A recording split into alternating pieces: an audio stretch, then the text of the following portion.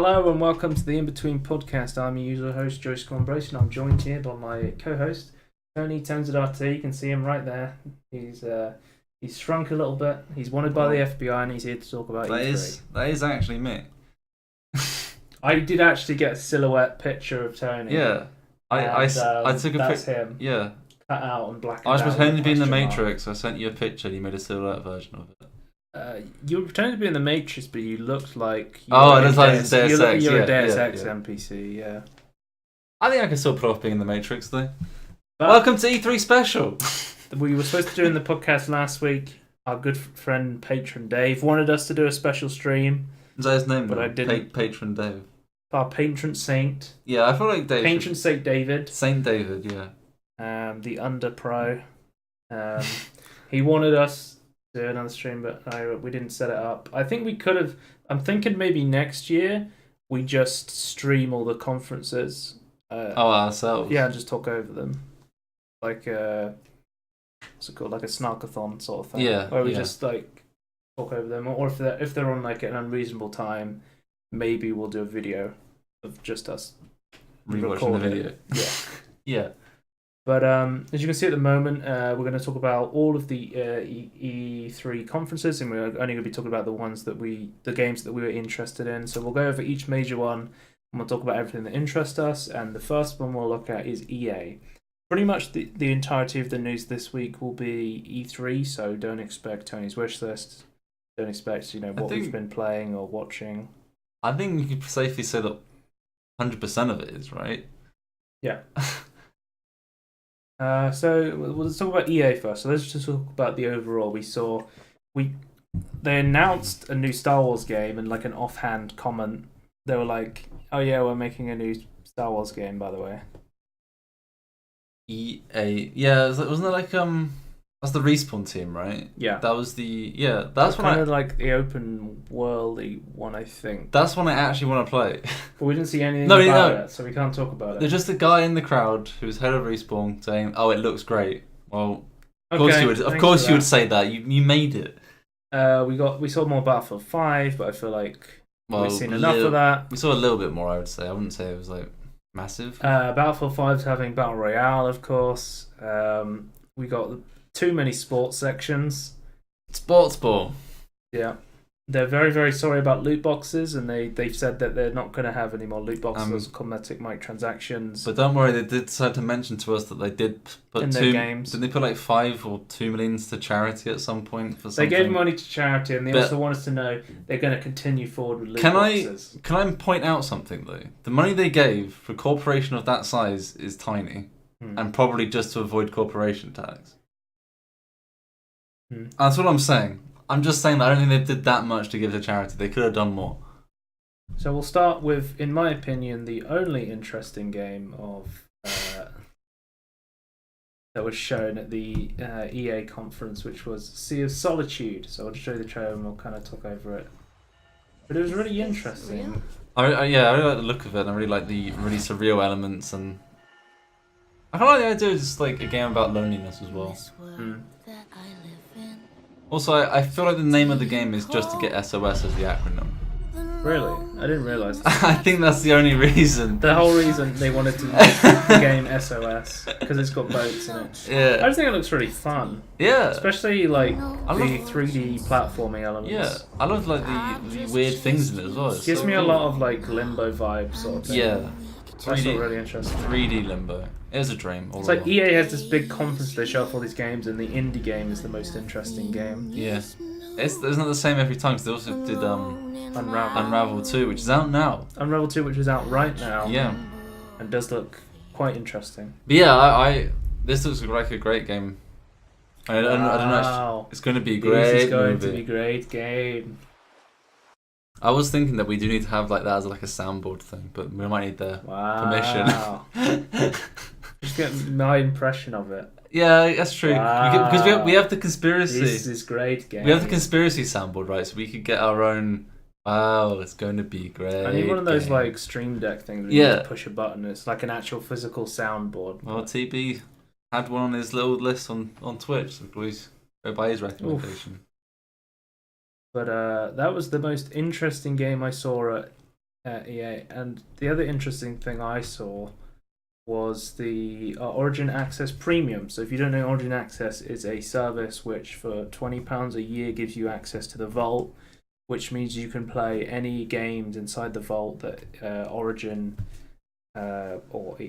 Origin's like the PC version, and then an EA Access is like the console version. But any game that they release after a certain while gets added to the Vault.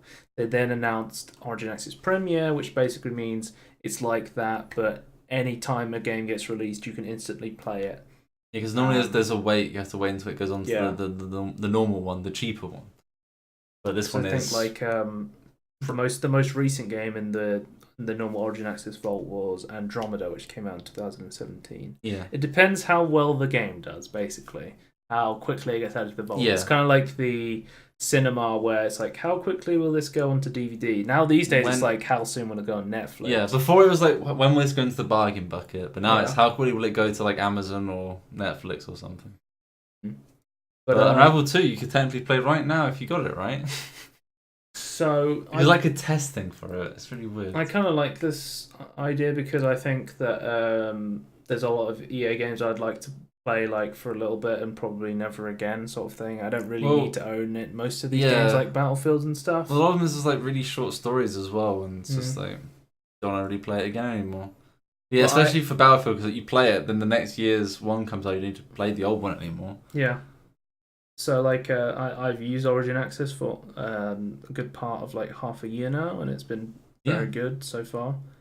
I've enjoyed playing stuff like Battlefield 1, Plants vs Zombies, Garden Warfare 1 and 2. Yeah. I'm going to play Mirror's Edge Catalyst at some point. I got that downloaded, so I'll definitely check that out. But I do think this is really good. I just think at the moment it's a little bit pricey. Initially, the price they've announced is £80 a year. I think it's a bit expensive for it's like, this sort of thing. Like a 33% plus over to like a AAA thing I don't think there's any subscription service that's that expensive. No, but I guess from their point of view, that they're releasing like $60 games or £60 games, and then you get multiple ones of those a year. But then I would also say that you also get the disadvantage of never owning it, so that's kind of the trade-off. So I would personally, I'd rather have it be a little bit cheaper. I think 60 would be fine. There's a lot of services like this these days, right? Because there's like PS Now. Yeah. The Xbox. What's it called? Xbox Live. Yeah. It's Live Gold or whatever it's called. I don't know how Xbox works. I've never used it, so. But I think it's cool that they're doing this. They're giving people a way to instantly play new games on like a subscription service. Yeah. As soon as it comes out, I would mention that. Yeah, it's with this. So. We'll talk about the one game Tony was interested in the. Well, the other game. I was also interested in Sea of Solitude, but. Yeah, of course. Yeah. But Tony wanted me to mention the Command and Conquer Rivals, the mobile Command and Conquer game. I would like to point out I am interested in Anthem, but I don't think there's enough to talk about it yet. This is the only thing I'll say about Anthem. I feel like I get less and less hype for Anthem like every year. Well, it's still my style, and I still like what they're kind of doing with it. And I like the story of what they announced with Anthem now. But this has attached to it my favourite quote, not from a conference. From Jenna Bain. From Jenna Bain. Jenna Bain said, she said, "Thank God TV is not alive to see Command and Conquer go this way." Yeah, she prefaced it saying, "This is going to sound really morbid, but thank God my husband's dead. Not see this happen to Command and Conquer." They left this franchise for so long. Yeah, they they completely destroyed the division. The dev team that made the original games, and then they turn it into this. No, Versa then made a new team, made shit games, and then they turned it into this. Yes. Thank God TV doesn't have to see this. I read that Command and Conquer made piss fans off, but it's actually kind of fun from what people have played.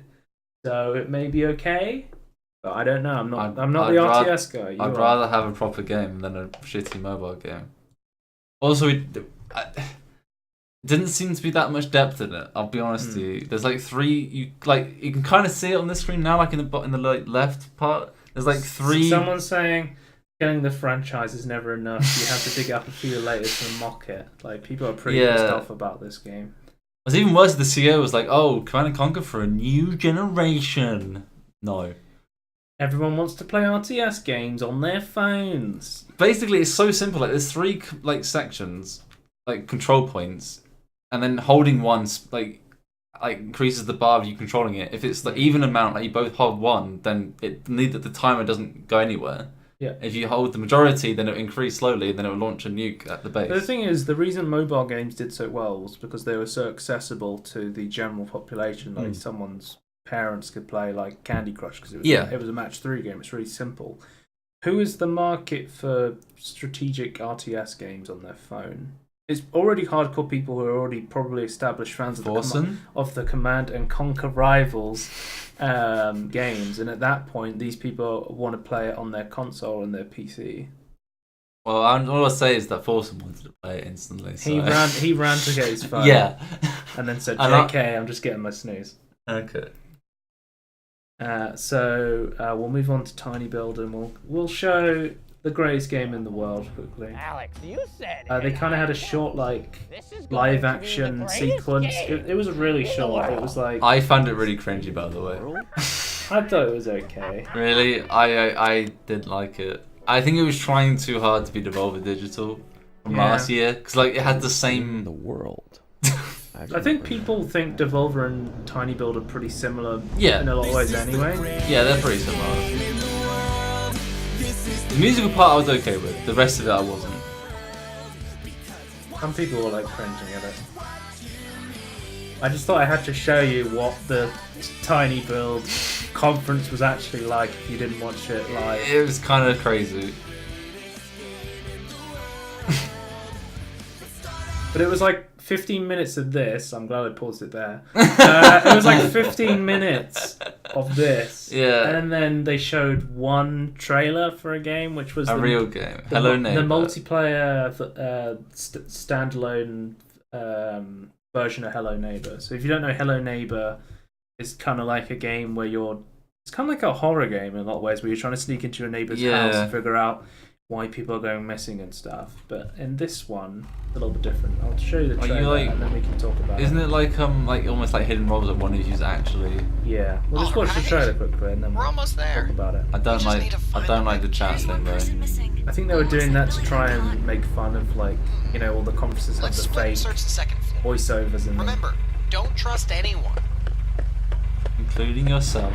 It reminds me a lot actually of Trouble in Terrorist Town. Yes. The game mode from Gary's mod. And I think it was in Counter-Strike.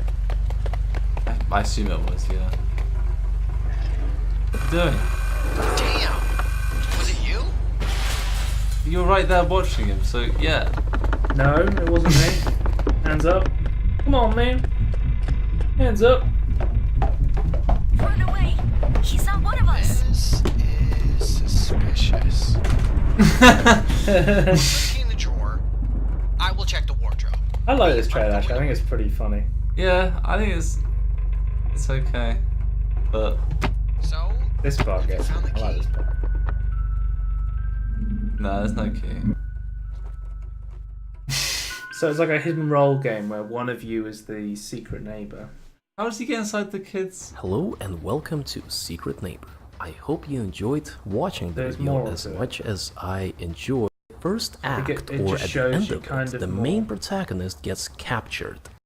It just kind of shows you more of what's going on in the story, so you kind of it goes off with you getting captured by the neighbor. And is locked in the neighbor's basement. And then you and the other kids have to try and escape. And events of Secret Neighbor follow a group of kids that are trying to rescue their friend from the creepy neighbor's basement. They have to scatter around the house and find hidden keys to the basement door. The only problem is that one or maybe two, we haven't decided yet, of the players are actually secret neighbors in disguise. Secret neighbors have multiple tools available at their disposal, which we'll dive deeper into in later videos. Today, I want to talk a little bit about it'd be better if specifically the social aspect of the game, because the game is this is going to be like one of these games where you're going to need lots of public servers, or you're going to need a group of lots of friends to make it fun. Yeah, absolutely. But that was the Tiny Build conference. We'll move on to Microsoft now. Microsoft, quick news, they announced that they have acquired Playground Games, which is Forza, which they also showed off, which did look kind of interesting. I'm not a big racing fan though. Yeah, so I would say the Forza stuff. I like racing, but if you want to check out the new Forza trailer, you can go has- and watch that on the Microsoft YouTube channel. that's the season stuff, wasn't it, that they added? Yeah, they showed the trailer where like change seasons. Yeah, which just changed how like racing would work, which I thought was a good idea. They acquired Undead Labs, which is of course State of Decay, the interesting management zombie game. Which is good. Ninja Theory, the brand new indie dev, which made Hellblade's As Soon as Sacrifice, and Compulsion Games, which made We Happy Few, which we will be talking about a little bit later. They came up with a new trailer to do with the story of We Happy Few. So we saw a trailer for Halo Infinite. I just thought I would mention it and just quickly show the trailer because Halo is a very big game in the gaming industry. I will say right now I have no interest in playing this. I like the story stuff. Knowing Microsoft, I would have interest in playing this on Windows 10. Right. Because there's a chance they may also release this on Xbox One and Windows 10. Oh yeah, that's something that interests 100%. But I'm not like the games have gone worse over time. Yeah. After like the peak of like 3, in my opinion. Yeah, I really enjoyed 3 and 1. Those are the ones I've played. Yeah. I played a little bit like 4 and 5, on, like friends' consoles, but I never really got into those. I heard people were kind of. I played ODST actually, but I heard people. That's kind of like, spin-off though, wasn't it? Yeah, I had people saying that the franchise was kind of going down a bit hill, and they didn't like the art style. But from like this short cinematic trailer, people were saying like the old Chief is back, sort of thing. Okay. And they're hoping maybe with the new engine, and I'm hoping potentially with their new cross-platform commitment with Windows 10, that maybe something I'll play down the line. Yeah. We'll see, but I'm still not feeling it. I'm still not convinced what they've done before, so. I feel like it kind of went down like it kind of went downhill, but when the story was like Stretched. Cortana died. Yeah, and stuff like that. that was 4 really and 5, weird. right? Or was this? I don't even know what number are we even at this point. This is 6. So yeah, so 4 and 5 with the weird ones then. Yeah, it's called Halo Infinite. It looks pretty. Yeah, I'll say it looks pretty, but what would you expect from Microsoft funding They've this switched directly? up the art, which I think's it makes it look really good. Yeah.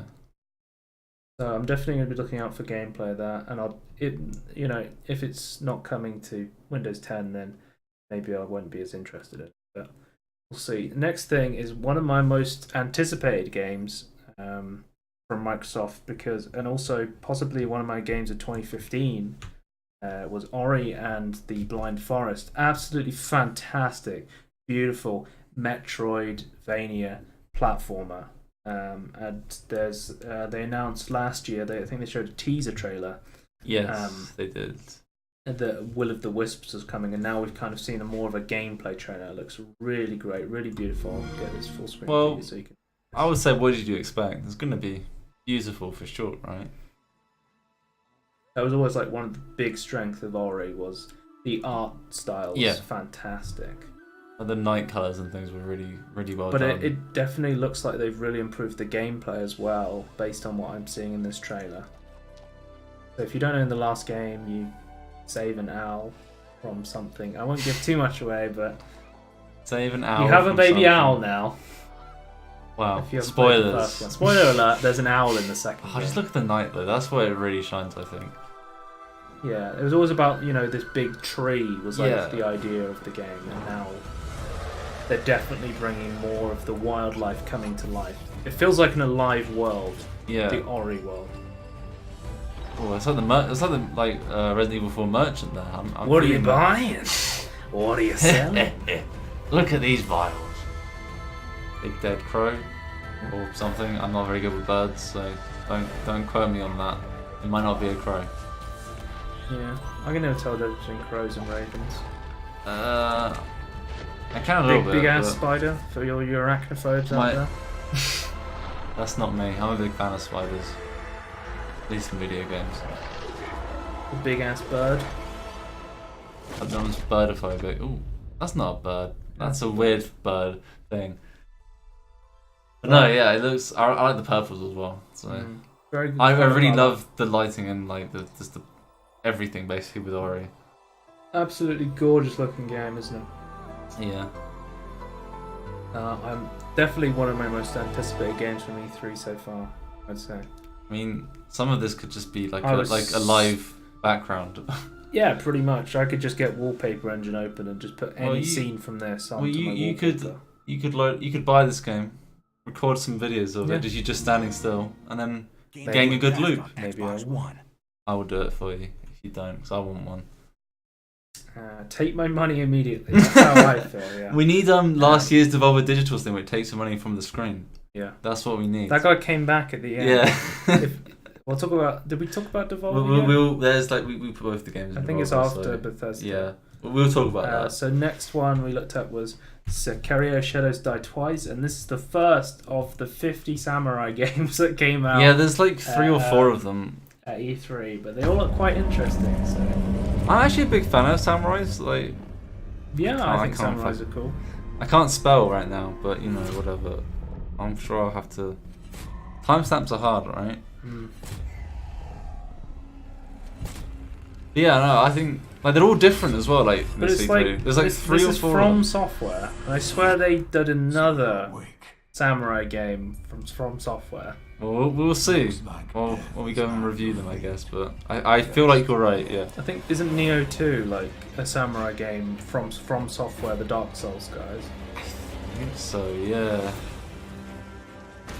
And this has like this is really interesting because it has like looks like way faster than any of the Dark Souls games so far. Because you got like, this fucking grappling hook Yeah. as well, which is really interesting. I think there's still like some like this one is like all the other ones have like more slow and strategic, but still like quite quick, yeah. which I quite like. It's like a mix between the two. You'll But the other learn one's to obviously. appreciate its worth. This in gameplay. But it's very. It's like Look, to me. you have this like weird grappling. It hook. looks very like Dark Souls, but quicker within the grappling hook. It looks more It's like very- a hack and slash. Yeah. Which I like. I didn't like Dark Souls because the bit too- combat was too slow for me. It was It's- too sluggish. Yeah, it's too clunky, I would say, especially the first game. Yeah, but I really like games like God of War. So Yeah. if like this is anything And- like God of War, Well, you never played the Devil May Cry games, have you? But I say I like those. I've played a lot of like hack and slash games. I actually really like. Speaking of underrated hack and slash games, the Force Unleashed games. Oh, no. underrated hack and slash 100%, they're games. great games. The first one, best game. I like number 2 as well. I like number 2, but I it's- don't think it was number good. It, it was- wasn't as good as number it's 1. It too- had like a retarded story. It's too short and just full of set pieces. I think you get way more fun out of the first game. Spoiler alert, I think in number 2 you're like one of Darth Vader's clones, and everywhere you go, one of your other clones kills I you. think spoiler alert, turns out you're not a clone, and the other ones are clones, and you're the original. Yeah, but it's like a huge clone thing. It's Yeah. like, it's like a big fuck you, basically. Yeah, it's like 4 hours long as well, Yeah. which is why I didn't like it. I never owned it. I like the Jedi mind trick ability where you could just like basically turn all the troopers onto your Yeah. side. I like my favorite one was you could strangle someone, and The force just choke. force choke, but then you could also just light them to death at the same time. That was my main. Okay. You can call me seductive if you want, But that was Sekiro Shadows Die Twice, and that does Our look something first- I'm interested in. number 1 samurai game. Yeah, so keep far. note of them. Yeah, Because you can keep a counter at home because there's going to be more. we'll point it out. We'll count up as well, but yeah, there'll be Because more. I feel like everyone always wanted an Assassin's Creed game that was in feudal Japan, Yes. and people kept asking for it and asking for it. And I feel like we've got enough, kind of combat-y samurai games to fill that market for you now. There yeah, you go. Ubisoft, you're fucked. So we saw some Terry Crews 3. That's what the game's called. That's what it's called, right? Yeah. Commander Jax on deck. Welcome I It's kind of like I don't understand Terry the story Crews, the at all. video game, pretty much. like me. To be fair, Beautiful. I would play it just for him. Skyscraper. Falling at your face. If you want to play on Did you my see that? level, Actually, speaking of voice acting, did you see that Nolan North recently got an Oscar for his? Yeah, yeah. No, it wasn't an Oscar. It was like a BAFTA. A BAFTA. it's Yeah. all about getting the For his, drop on the enemy. No His video game finish. voice acting. I would hope so. He's done a lot. Incoming. So I would say I'm not a big fan of the other two Crackdown games, right? But this one actually interests me a little bit. It was kind of like a weird GTA game where it's like It was like a weird GTA. it was like an open world game, but it was like futuristic, and you were kind of like the I police force. would actually say it was like the other ones were more Just like Cause. trying to be Saints Row combined with Just Cause. But like in the middle instead of like taking the best of them. But this one looks more going its own way. Saints Row. This looks way better, yeah. I like this. It looks fun. Yeah. I mean, there's definitely space for an open world game where you just go around blowing shit up. And turn to attack. Which I'm fine with, yeah. I think they've actually like they've been, Futuristic sci-fi Just yeah, Cause. they finally figured out what they want to be and like what makes it good, and like they've actually finally got a game where it stands on its own. I mean, you could argue maybe the second one stands on its own, but I still wasn't a fan of it. So, but this one was interesting. Some people are still upset Terry Crews didn't voice Doomfist in Overwatch. Really? It was like a big protest for that to happen. So we got to see some more gameplay for Metro Exodus, and I can say it looks fantastic. It does. In my honest opinion. Doesn't all the Metro Inspired games? by the Metro book, and I'm fairly sure that the guy who wrote the book hates the video games. That's the same for everyone who writes books and gets games. Isn't I it? feel like it's the same. I think it's the same for The Witcher. Yeah, as it is well. the same for The Witcher. The game looks really good though, doesn't it? So let us not fear the heretics at our door. I like, yeah, I like. Even with their iron steeds standing before us, stinking of machine I just like the way he speaks. You like the way he speaks. Yeah. Remember, most of the country has been destroyed or occupied. Even those who speak our language might be enemies, by conviction or out of fear. It's just beautiful, really, isn't it? I've never played a Metro game. Really? Have you? I've played a little bit. I never played it, but I've played little bits. Yeah. But I find them quite Dave's come in difficult. to say the quality's way too high for his borrowed internet to handle. I said I'd send him the VOD afterwards, so he can watch it on YouTube. Yeah. Don't worry, Dave. Can I just say, right? It's a What? complete sidetrack and nothing to do with E3. Yeah, But both YouTube, Netflix, Amazon, Now TV all do this. yeah. I don't want to watch your stuff in 144p. I'd rather you just stop playing. Oh yeah. I hate that design decision. I can't watch your stuff in 144p. It's just pixels. It does that with Twitter video as well. You can't It's select so dumb. quality. I'll say YouTube's the best one because you can actually flip and just go no. Make sure it's always this. Yeah, the fact and that it will just stop can't- when it doesn't you work. can't select the quality. Yeah, please. It's Everyone other than YouTube, add a flipping quality thing that works properly, please. Anyway, that's my sidetrack. Well, it's kind of like, because the idea was like, well, if you can't stream it in that quality, or put it in the right quality, you can stream it in. But I then don't watch a it. lot of people would rather wait longer Yeah. to stream it in higher quality so they actually see what's on the Let screen. me buffer so I can watch it in better quality. Especially when you have like inconsistent, like where you can like peak really high, but then like have like inconsistent what the range is of your I don't have a broadband. problem with anything that does auto quality because if it like after a couple minutes it'll go to the right quality. 'cause Nah. my internet's quite stable. Yeah, yours is way more stable But like, than mine. But the only mine- one I have a massive issue with, the worst one, is the Twitter video. I fucking Yeah. hate Twitter video. Twitter video is the worst. Yeah. It's capped to 720, 30 FPS. I think it has like a time limit as well, and it just randomly crashes all the time. It took them like 2 fucking years to add a volume slider, and I realised that we're watching Metro Exodus trailer, and I'm complaining about well, Twitter video. It's so good. I think it will hold itself. Yeah, and if you like Twitter video, check out Metro Exodus in 4K coming to Xbox and PC. Yeah, and but no. probably PS4. I think so. Yeah. I'm saying it. Sue me. My name's Martin Nelson. Sue me. I don't have the money to see. Don't prank me. But yeah, no. Metro again looks great. Yeah. Next one we were just talking about earlier, which is We Happy Few has actually got a story trailer, so they're going to be focusing on a story mode instead of the weird. Because We Happy Few actually came out 2 years ago in 2016. Yeah. And it came into early access, and it was kind of this weird It survival was game that promising, then wasn't that shit. great. But now they actually have a story mode, and Which I'm looks way great more again. interested Yeah. in the story Is mode. the enemy of happiness. I like. Isn't that the decision we all made? Oh, but you know the truth, don't you? I thought it was his still There's publishing it. nothing I can Interesting. tell you Okay, I didn't realize. I wasn't paying attention when I watched this. the Because first we time. did announce Joy, Ollie. People in town are Microsoft getting a purchased traffic the studio. city. It is so But creepy this though, that army mask, isn't it? cadet Painting the streets in fucking rainbows. Well, people saw this game initially and they went, "Oh, it's like a '60s drug-fueled Bioshock game." Yeah. And then it came out and I was like, "This is not a drug-fueled Bioshock." There's no story. Your face into a smile, and when you smile, you can't help being. I think definitely I think they should have focused on the linear story before They anything. need to know the truth. No. It's better not to know. I think it's better not to know. Ignorance is bliss. Yeah. I like that guy. Yeah. I just. It's just such a great. So we're practically the only two people in this entire city not stoned out of our minds on joy. Oh, that's what it's called. It's called Joy, isn't it? That's what the films are called. I was trying to figure out what they were called. If you force people to have the emotions. So I guess the story is like, why did the country come to this, right? That's the story. I don't know if it even will be that. It might just be. That's just the saying that it's in. You don't know what caused it. Yeah, I think maybe it's just trying People won't face facts. to. It'll probably just be like bad stuff will start happening. And Yeah. it'll be like, well, people Not have until we to. take their joy. They have to like face up to their own facts, sort of. Yeah, When we yeah. do that. That's fair. I don't know. I think either way We'll would reach be out very on the interesting. street. I like that logo, Yeah, that goes good. and it's coming out August 10th, 2018. The frying pan.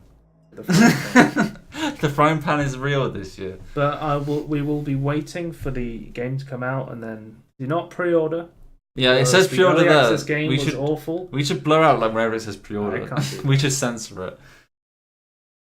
But yeah, the next game we'll be talking about is Devil May Cry 5. Not Devil May Cry DMC 2, Devil May No, Cry 5. I specifically wrote that it's not DMC2, but it might be a little bit like some aspects taken from it. But it is technically a sequel to Devil May Cry 4. When I first saw this, I was so confused. I was like, Yeah, what is okay, this? It's a black guy, there's There's there's demons. demons everywhere. It looks cool. What is this? What's going on? People are getting stabbed, cool. Demons look really cool, by the way. Is it, I actually really thought, like. I just thought this was like a new IP when Yeah. I first saw this. I really like the demon look though. They're so cool. And then some weird people in a van comes down. It's Scooby Doo. Classic. See, I didn't. Now I can see it was Dante from that happening, and I couldn't see it that before when I was watching the stream because I had to put it to a lower quality. I think we can all agree motorbike swords is what we want. Was she from the first game? I haven't played No, it. not that I know of. But she. I have no idea. I've never played a Devil May Cry game. I don't But remember I've always her. been interested in playing them. I don't remember her, but she might have been like you find her later in like some of the older games. I don't know. You're probably a famous character. Cheer up, crew cut. Cheer up, crew cut. 'Cause It's the this pro- guy's got a new hand. He's Deus Ex, man. I never asked for this. Well, I think he didn't ask this. He's Adam happy Jones. for He's it. real pro at smacking demons around. That's why I built him that well-functioning arm to kick demon ass. Did you say that in Mankind Divided? Did you go, I never asked for this? I don't. In his gravelly voice. Did you play that game? I haven't played it yet, but I do own it. I don't You think own it? I don't think he says it. Yeah, I do. Just getting right to the point, huh? Well, when they made Mankind Divided, I went, I never asked for this. So this is the demon with the mouth for a stomach, and this is when I was like, I'm in. This is my. Look at this. It's cool. Eat car, eating and he cars. throws him back at you. Oh, that's great. Badass work is worth every dime. You know it. But I've always been interested in Devil May Cry games because they're kind of interesting, kind of hack and slash games sort of thing. Yeah. So I'll definitely have to check out the collect. Oh, he's lost his arm. I've got a score to settle with that He wants. He's got my arm. I'll have to. I think I'll check out the remastered games. Yeah, sort of thing. I haven't got all. I think I own like one first game remastered, but I own all the other games just with the normal one. But I like Dante actually has white hair again. That's all I'll say. Dante's back, Dante's back properly. and Nero apparently. What the other guy's called. Okay. I seen as a famous person then. I have no idea. Yeah. But no, it looks great. I'm not crying, you're crying, is what someone said. So the next one I was actually pretty hyped for was Jump Force. So if you don't know, Jump Force is kind of like the Show and Jump sort of. Show and Jump's like a manga sort of publishing series, and these 3 series: Dragon Ball, Naruto, and what was the other one? I was thinking. There's One Death Piece. Note. One Piece. There's One Piece and Death Note as well, yeah. So they showed in the original launch trailer, they showed Light and Ryuk from Death Note. And I was like, Yeah. oh, will they be playable characters? And I've read, nope. They will not be playable characters, but they will be there for the story of how these kind of universes crash together. Yeah. I always love it when we get these kind of like, I'm going to call them Smash Bros games, because it's like the All-Stars sort of thing, where you get all these characters together. We've had like... It's like the versus games, though, isn't it? Like this game series versus this game series. Yeah, it's like DC versus... Yeah. I think it was... Mortal Kombat? I'm not sure, I didn't play fighting games. There's like a Marvel versus someone. The last as fighting well. game I played was Naruto Ultimate Ninja Storm. Okay. But yeah, like there was that PlayStation game. What was it called? PlayStation All Stars, where you could have like Ratchet and Clank versus Kratos. Yes, that was great. I don't think I played too much of it. I never played it, but they were kind of they were trying to make their own like sort of Smash Bros game. Yeah, that was cool. basically, yeah. Yeah. Yeah, F. Destroyed. Naruto. I think that guy's called Cell. I've never watched Dragon Ball Z in my life. Like, I'm probably 100% wrong. Isn't that his name in the top right though? His name's not Cell. If his name's Frieza, I actually didn't read that. I think there's another one because it's like there's like a species. That's right? Monkey D. Luffy. I know that one. Monkey D. Yeah, I know Monkey D. Luffy. Dragon Ball Man himself. That's Goku, Master of the Dragon Balls, which are balls of energy that they fight for. I think they grant a wish. I think. I've never seen it. I just like how ridiculous this whole thing is, though. Like the fighting, like a huge arena. Yeah, like there's a game called Azura's Wrath, and there's just points in the game where it's like this guy's stabbing you through a sword, and the sword's going through the planet, and then like this guy's like the size of, he's bigger than the planet, and he's like crushing you with his finger. And you're still trying to fight. I kind of love these huge spectacle games where it just gets like ridiculous. If you want to like one of my most anticipated games again. Dying Light 2, absolutely loved the first game. Had about 40-ish hours in it co-op. Loved playing co-op, and it looks like the second game is going to go more in a the direction is kind of going more choices matter sort of thing. Yeah, less linear and more your choices. A little bit. I always loved like the fighting zombies and the parkouring was really cool. One thing they have confirmed is that this game will have multiplayer as well. Yeah. But you will be locked to the choices that each other's made. Dying Light 2 features a functioning ecosystem that reacts on multiple levels to So the things if you you do. if you're going to play multiplayer, you kind of want to all play it together and then keep playing it together. Sort of thing. The original host is what the ball gets set. Or like if you have items from a different, say with different like decisions, then you won't have it if they don't have the same decisions. Yeah. So you want to keep the same friends, the same Let's say you save choose game to carry out the basically. Peacekeeper's orders one way Never mind. or another. So this shows you one way of doing it. Yeah. You kind of. So there's these guys called the Peacekeepers who've like taken over and are like the authority around. Has access to the water And then this one, you take out the thugs, and then you get water back for the city, which helps. Street level. And it helps the people. And that raises their morale and allows you to replenish your energy on the go.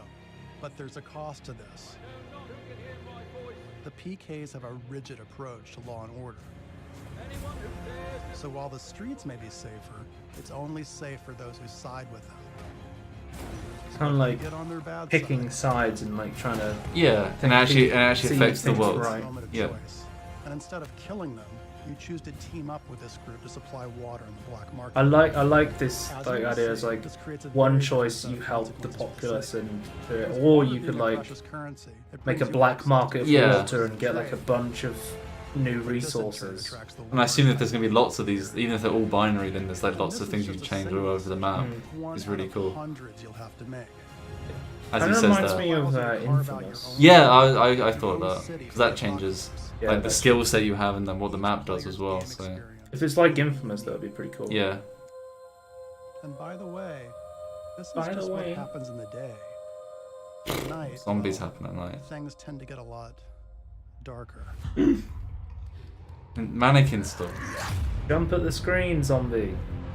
In every zombie trailer. How did you get there? Jumps at the screen. I just realised we haven't shown the. We haven't shown the thing. Oh, you want to show the? Do you still have it up or do you close it? I probably closed it. I showed the bingo card that we did. So while I was watching the conferences, I had a bingo card to check off some of the expected meme things that were going to happen. Capcom did show a little something. They showed Devil May Cry. A little something. They're still trying to shill Mixer in 2018. To be fair, Mixer has some uses that Twitch doesn't have, but it's kind of a niche, a very small niche. It's a very niche one. Yeah. Yep. Dying Light 2 looks fantastic. Definitely going to check that out. Next game is, of course, Battletoads, the most anticipated game from everyone ever. This is my what character, I guess. Time has passed. But the thing is, they didn't show any gameplay. They just said it's going to be a co-op experience coming soon. Like you have to wait until next year. Day would come. People keep asking for Battletoads. So we didn't know what this was because it was like, oh, it's like a comic book thing. What is this? You always wait. Comic Sans. What?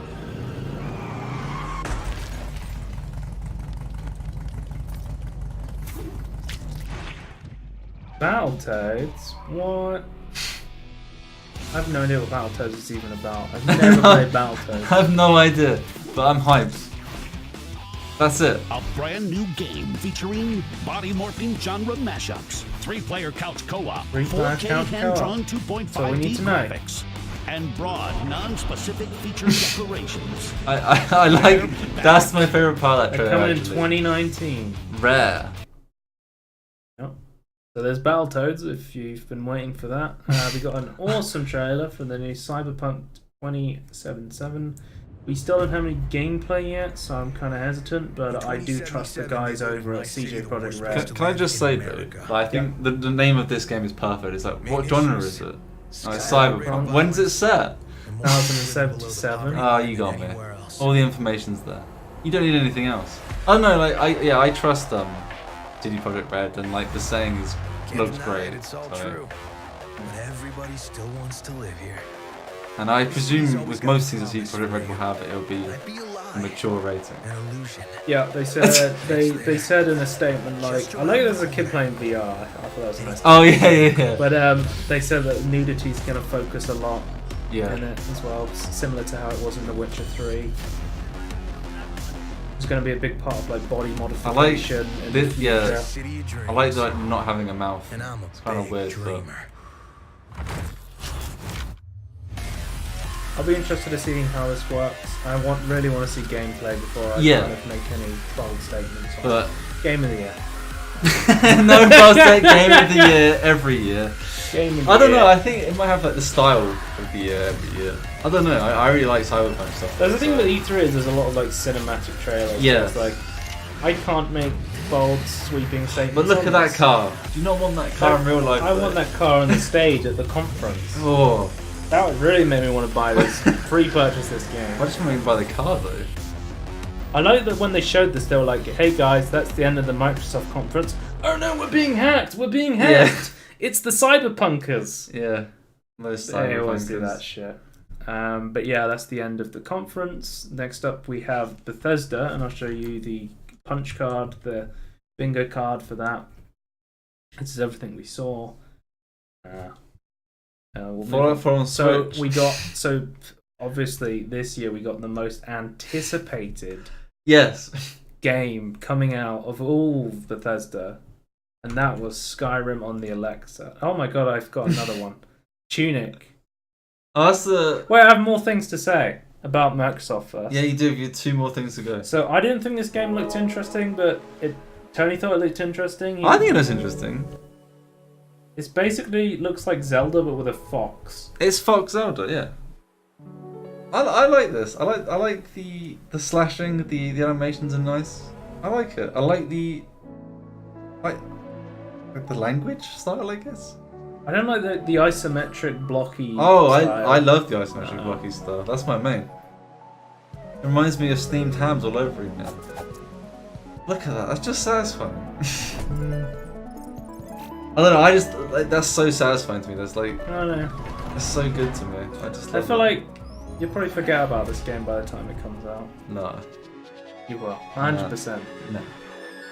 It feels like one of those games where you look at it and you go, oh, that's kind of interesting, but it's really forgettable.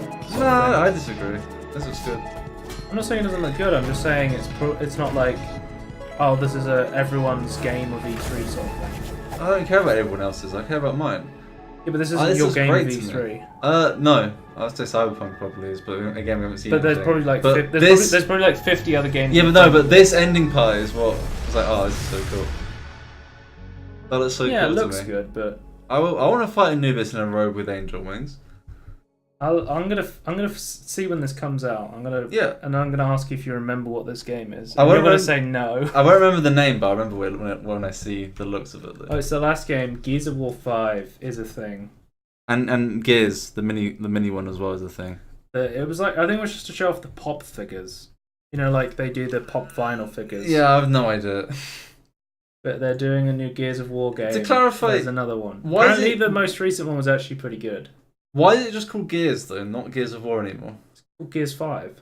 What happens to the of war part? They're not at war anymore? No, they've stopped going to war. Okay. They're just fighting themselves now. But yeah, if you want to watch the full trailer, you can watch that. I'm not a big Gears of War fan. No, I don't really have anything to say about it either, so... Well, actually, we on to Bethesda now with the very special edition. The Elder Scrolls I thought this was speak of hilarious the past that Bethesda actually, and the future. Now, Skyrim looks to the future. was self-reflected and were like, yeah, we've released Skyrim too many times. I like the when you like this bit is like, oh no. No. Not the Xbox. No. Alexa, play Skyrim. You're level 57 and see a tall snowy mountain. Climb it. Skyrim and life become one. A mud crab scuttles towards Froce you. Roda. I didn't catch that. Froce Roda. I didn't quite catch that. Froce Roda. Your shout echoes all the way to Sovngarde. What happened? Froce Roda. That's the command for knocking things over.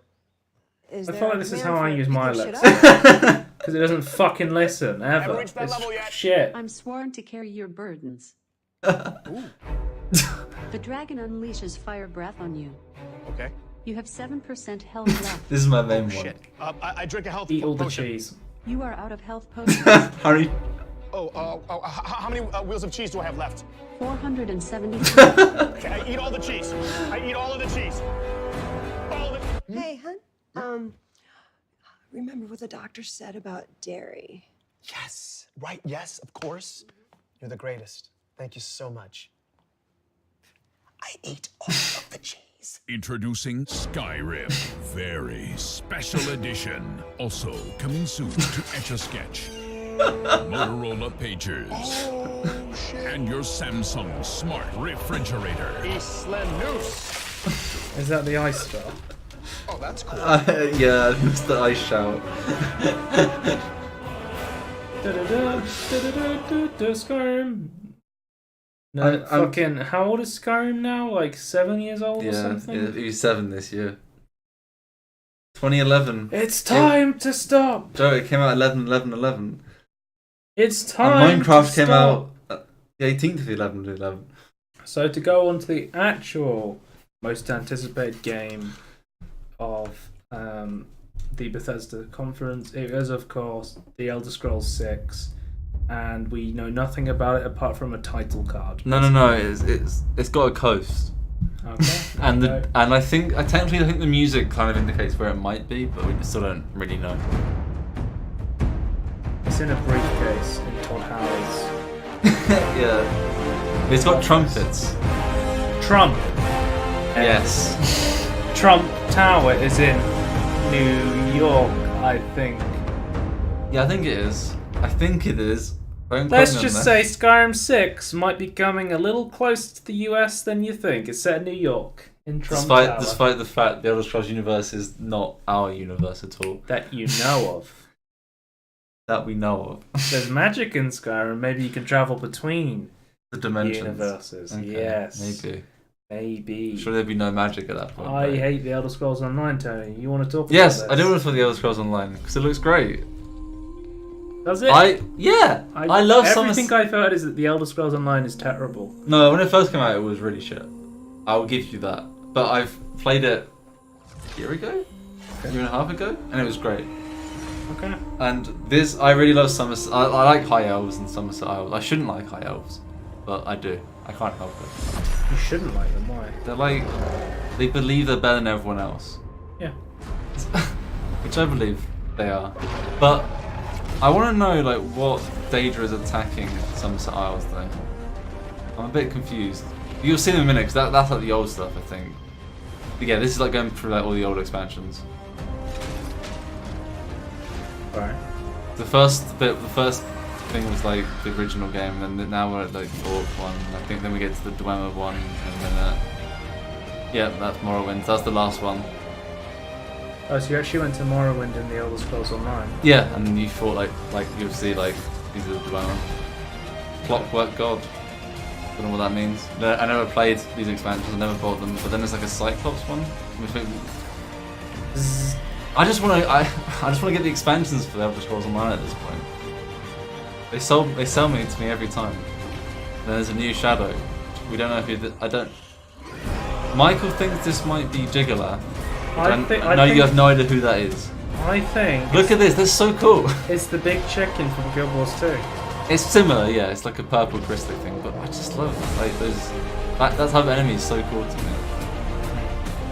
I don't know. I've never been a Bethesda fanboy, so. I'm an Elder Scrolls fanboy. I wouldn't necessarily be a Bethesda fanboy. Bethesda screw up a lot.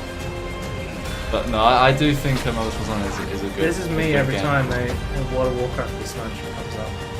Yeah, no, that is why I feel like every time Elder Scrolls expansion comes out is like how I feel like you feel like when a Legion came out.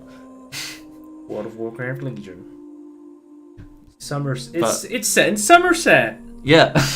See, it is moving universes. Elder Scrolls Online is going to England, Somerset, and Elder Scrolls 6 is going to Trump Tower. Why is it Isles though? I didn't realize Somerset was an isle. Yeah, it is. Okay, full of high elves. The high elves are going to flood it. Okay, right. Somerset Isles. Okay. Yeah, I really like Somerset. My main on Elder Scrolls Online is high elf. So. Okay, we'll move on to the interesting thing of the show, which was the Elder Scrolls Blades. Yeah, actually, which was like an interesting looking mobile game. Wanted an experience which Dave was pissed off about because he said it was like them shitting on all their good games because they said that their mobile game, the Blades, Fallout Shelter, did better than all of the other games combined. How did it do better? More people played it than any other game. First-person RPG. Because it was a mobile. Yeah, doesn't mean it's. Quality graphics, how's that shitting on the other games though? But with a uniquely mobile experience. What was that? Believe me when I say you what was that have other to game see this running that was on like an early iPhone 10. mobile? This I think gigantic it was screen does not do it justice. Where You can tap to move game. or use dual sticks. Combat is all new, and it follows your specific movements. Is this like an older game? Was this an announced game? There was like a really old game on the mobile that was kind of like this, where it had like. Oh! No, yeah, I know you. I don't know what that's called at all. But yes, I know what you're talking about. Harkening back to the first Elder I can't remember what it Scrolls was Arena. called, but it was like 2011 or something. Yeah, and it yeah. had like super good graphics and it had really good Procedurally gameplay. It was like slashing your sword on the screen. But it killed your mobile. Yeah. This probably killed the battery as well, actually. 100%. But I actually really like this idea because it kind of reminds me of like a little bit more open Grimrock. It's not like completely corridor You can based. create your own character and be who you want to be. My favourite part is portrait mode. I like how he explains it though. He's just like, oh, if you want to be in an office meeting, you can pretend doing stuff on your phone, but you're actually just playing this. The entire game can be That's my played main. in portrait mode. I'm not sure I'll ever use it in portrait mode, but That one was incredibly important to us, that you could play it however you wanted. yeah, You it's never just, know I when you'll feel. need a free hand. To hold Yeah. your coffee, what do you... Degenerates. Hold your coffee. And it's not just dungeons.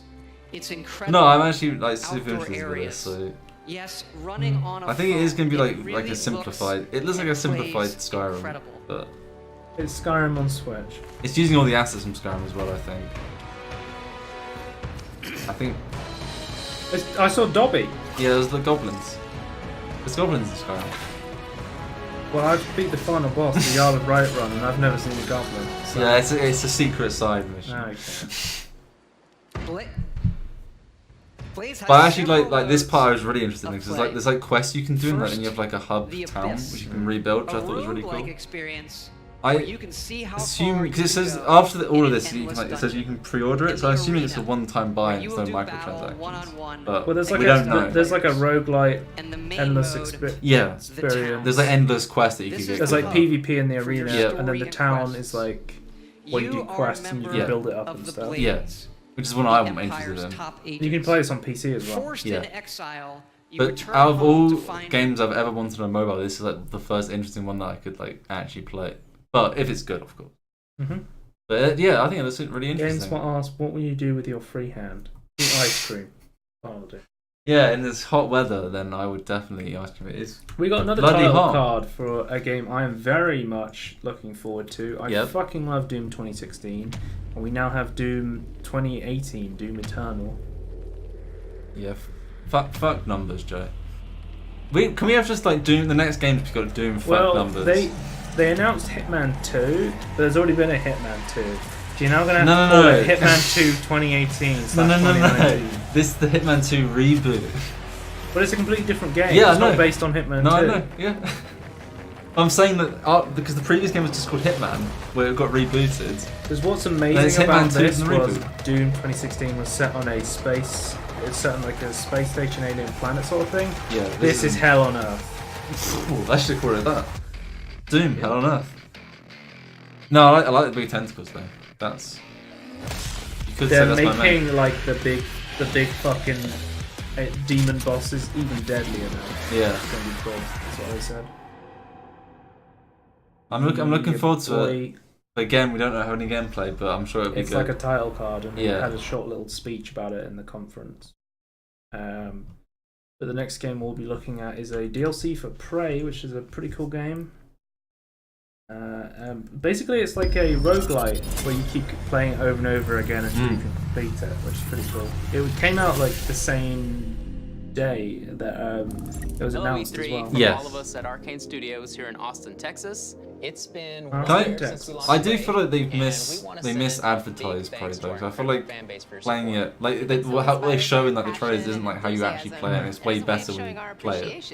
Yeah, you don't play it like an action shooter thing. It's more like a strategy. The next time you fire up Prey, you're gonna see 3 new modes. What are you I'm doing? trying to skip forward. The All gameplay. different each time you play. And all of this, It's like free procedurally update, generated Mooncrash, sort of the thing. digital Yeah. deluxe edition are all available tonight. We're so excited. We Oh, can't there's a wait mimic. to what? Mimic. Watch out! They do all this like cringy acting. I do like the mimics though. They're kind of cool. You spin me right round, baby, right round. Please don't copyright strike us, George. No, it's transformative. Okay, I was doing a cover. Yeah, Over the exactly. top. Transformative. Transformative. You spin me right round like a wagon wheel. Parody song.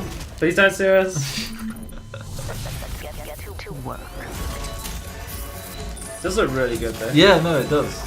And it came out on Steam, and I read positive things about it. So Already? Okay. yeah, Wow. well, it came out. Like, Yeah, it's a week definitely. ago, Yeah, it's wasn't already it? out now. Yeah. I'm gonna look it up. Prey. Mooncrash. Every run is unique. Well, if it's procedurally generated, then yeah, it's a great song. Watch out, here I come. It's got mostly positive on Were you Steam. singing the Gachi version? Yeah. Watch out, here I come. Wop, wop, wop, wop, wop, wop, wop, wop. I'll say, like, I think changing. I can hear the slaps. Yeah, so can I. I like this though. You pretend to be a bottom. That's my name. Like some people really liked it. Someone really didn't like it. Let's get to work. Someone said they didn't like it because it was a roguelike, basically. It seems like a lot of people did generally enjoy it. Yeah, I think if you like roguelites, then you will like the. I don't know. If you like roguelites, you will like this game. That's in the non-objective review. But we'll move on to the next one, which is, of course, Wolfenstein Youngblood. And the cool thing about this is if you haven't played the Wolfenstein games from the fantastic Machine Gun Studios, who made the fantastic reboot of the Wolfenstein series, the new games will be set in the 80s, and they will feature the daughters of Blazkowicz. And it will be a co-op experience, which is really cool. I'm really excited to play this. He gets to kill Hitler all over again. Send everything they have at you. We've had a fantastic reboot from Machine Games into Wolfenstein, and we've had a fantastic reboot from id Software on Doom. Yeah. Well, we have a fantastic reboot from Avalanche Studios and id Software on Rage. Maybe. We'll have to see how Rage turns out. It's do or die, sis. Just like Papa taught us. Yeah, there's pretty much just another one, a short cinematic trailer. We don't know much about it. Isn't that all of them? Yeah. We did see gameplay for Rage too. Oh, that's true, yeah.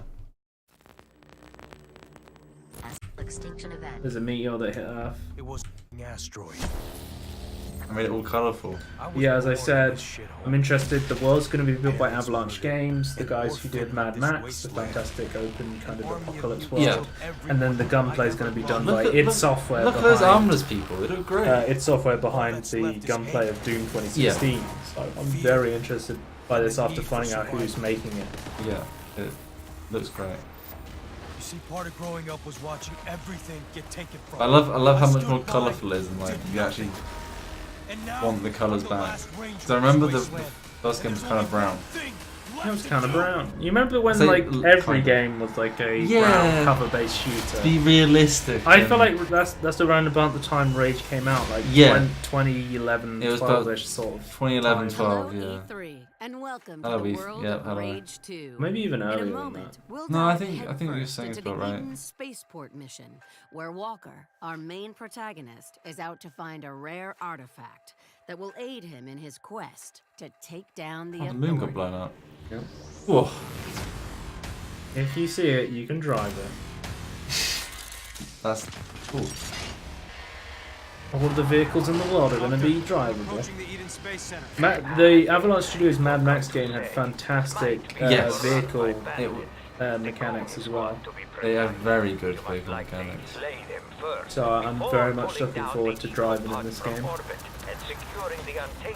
I went from height. So Rage. We'll talk about Fallout 76 after this. But Yeah. For Rage, I went from who wants this game Yeah, to who asked for this? very high. Yeah.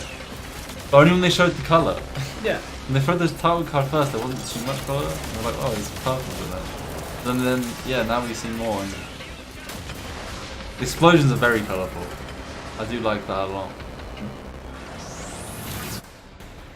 Seamless open world. Doctor, made it to space. Isn't Basically, in most open worlds this seamless? video, they like shoot off a rocket or something in a space station. But you can watch the full video on Bethesda's YouTube channel. Mm. And then we'll move on to Fallout 76. Okay. And they initially showed this at the Microsoft conference. Then they showed more of. And then they showed it again at Yeah. the Bethesda conference.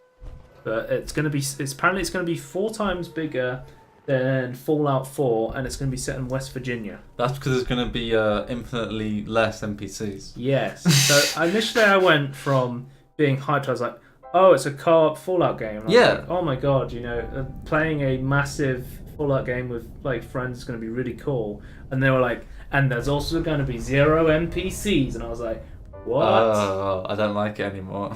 I was like, You're so it's basing- kind of like a Fallout Rust. 4 Rust sort Yeah. of thing, and I was like, I'm less hyped about that, because it's like, as bad as Fallout 4 was, if it was co-op, I think it would actually still be like really fun. Yeah, absolutely. I feel like Skyrim, even though I didn't like that game, would be really fun for me in co-op. Yeah, I think because this is still using like a very similar engine to what Fallout 4 had. So if they're adding netcode to this, then I feel like it's going to be technology they're going to use in the future. So I'm hoping one day there'll be normal Fallout games and normal Skyrim games. Right, so this is a cover they made. Apparently, all the sales from this song are going to charity. Country Road. I think it's they always have like good songs and trailers. Bethesda. I think Bethesda are good at just trailers in general. Also, I do like the monsters in this. Yeah, they look cool. But again, it's not in a setting in a game mechanics that I actually care about. So and it's like other people can come into your game and kill you, sort of thing. It's going to be more like PvP Rust sort of thing, which I'm like, I don't really give a shit about that. I want to play Fallout. It's basically just like Fallout 4 with no quests or NPCs, but still with all the raiders attacking you. But if you get the special edition, you can get the helmet from the Brotherhood of Steel. Yeah. Does anyone care about the Brotherhood of Steel? All right. They're the White Knights of Fallout. No, I don't think anyone goes with them. Like the Fallout 1 and 2, the Brotherhood of Steel are actually like unique characters, and then in Fallout 3 they're like, we are the one-dimensional good guys. We always help everyone. I wouldn't say they're the one-dimensional good guys anymore. Not in Fallout 4. They're kind of assholes. Yeah, they always hated the synths, but no, I like the synths, but yeah. But That's why I don't like them. But yeah. But I went from hype to de-hyped. We went from what is this, then to this is good, and oh no, it's not. That was my check. John Denver's Road to start playing. How far back in time am I? I don't know, like a couple of minutes. Days in the past watching this. Well, you're always going to be in the past. That's just how this goes. But yeah. Shall we move on to Devolver? Let's do it.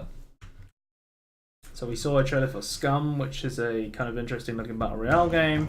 I wasn't going to mention this, but you wanted me to. I just like the look of it. It's not a game I would ever play, but I like the presentation Season 2 is gearing of it. up, with Tech One's most violent offenders on display in our award-winning contestants' most intimate moments. New weapons and gear elevate the action, but it's the trademark paranoia that drives the savagery to new heights. I thought when I saw this, I actually thought it was a fake game. Really? Yeah, I thought they were showing fake games. Tech One security is on site to keep contestants in line. I think that's something Devolver's really weird, because it's like a fake conference that show real And games. of course, fan favorite Mr. Smiles is back When I saw again. Mr. Smiles, I was like, okay, this is a parody. This is a parody game. They're making fun of battle royale games right now. No, it's a real game you can get on Welcome to the Steam. next era in Supermax survival. They're still probably making fun of.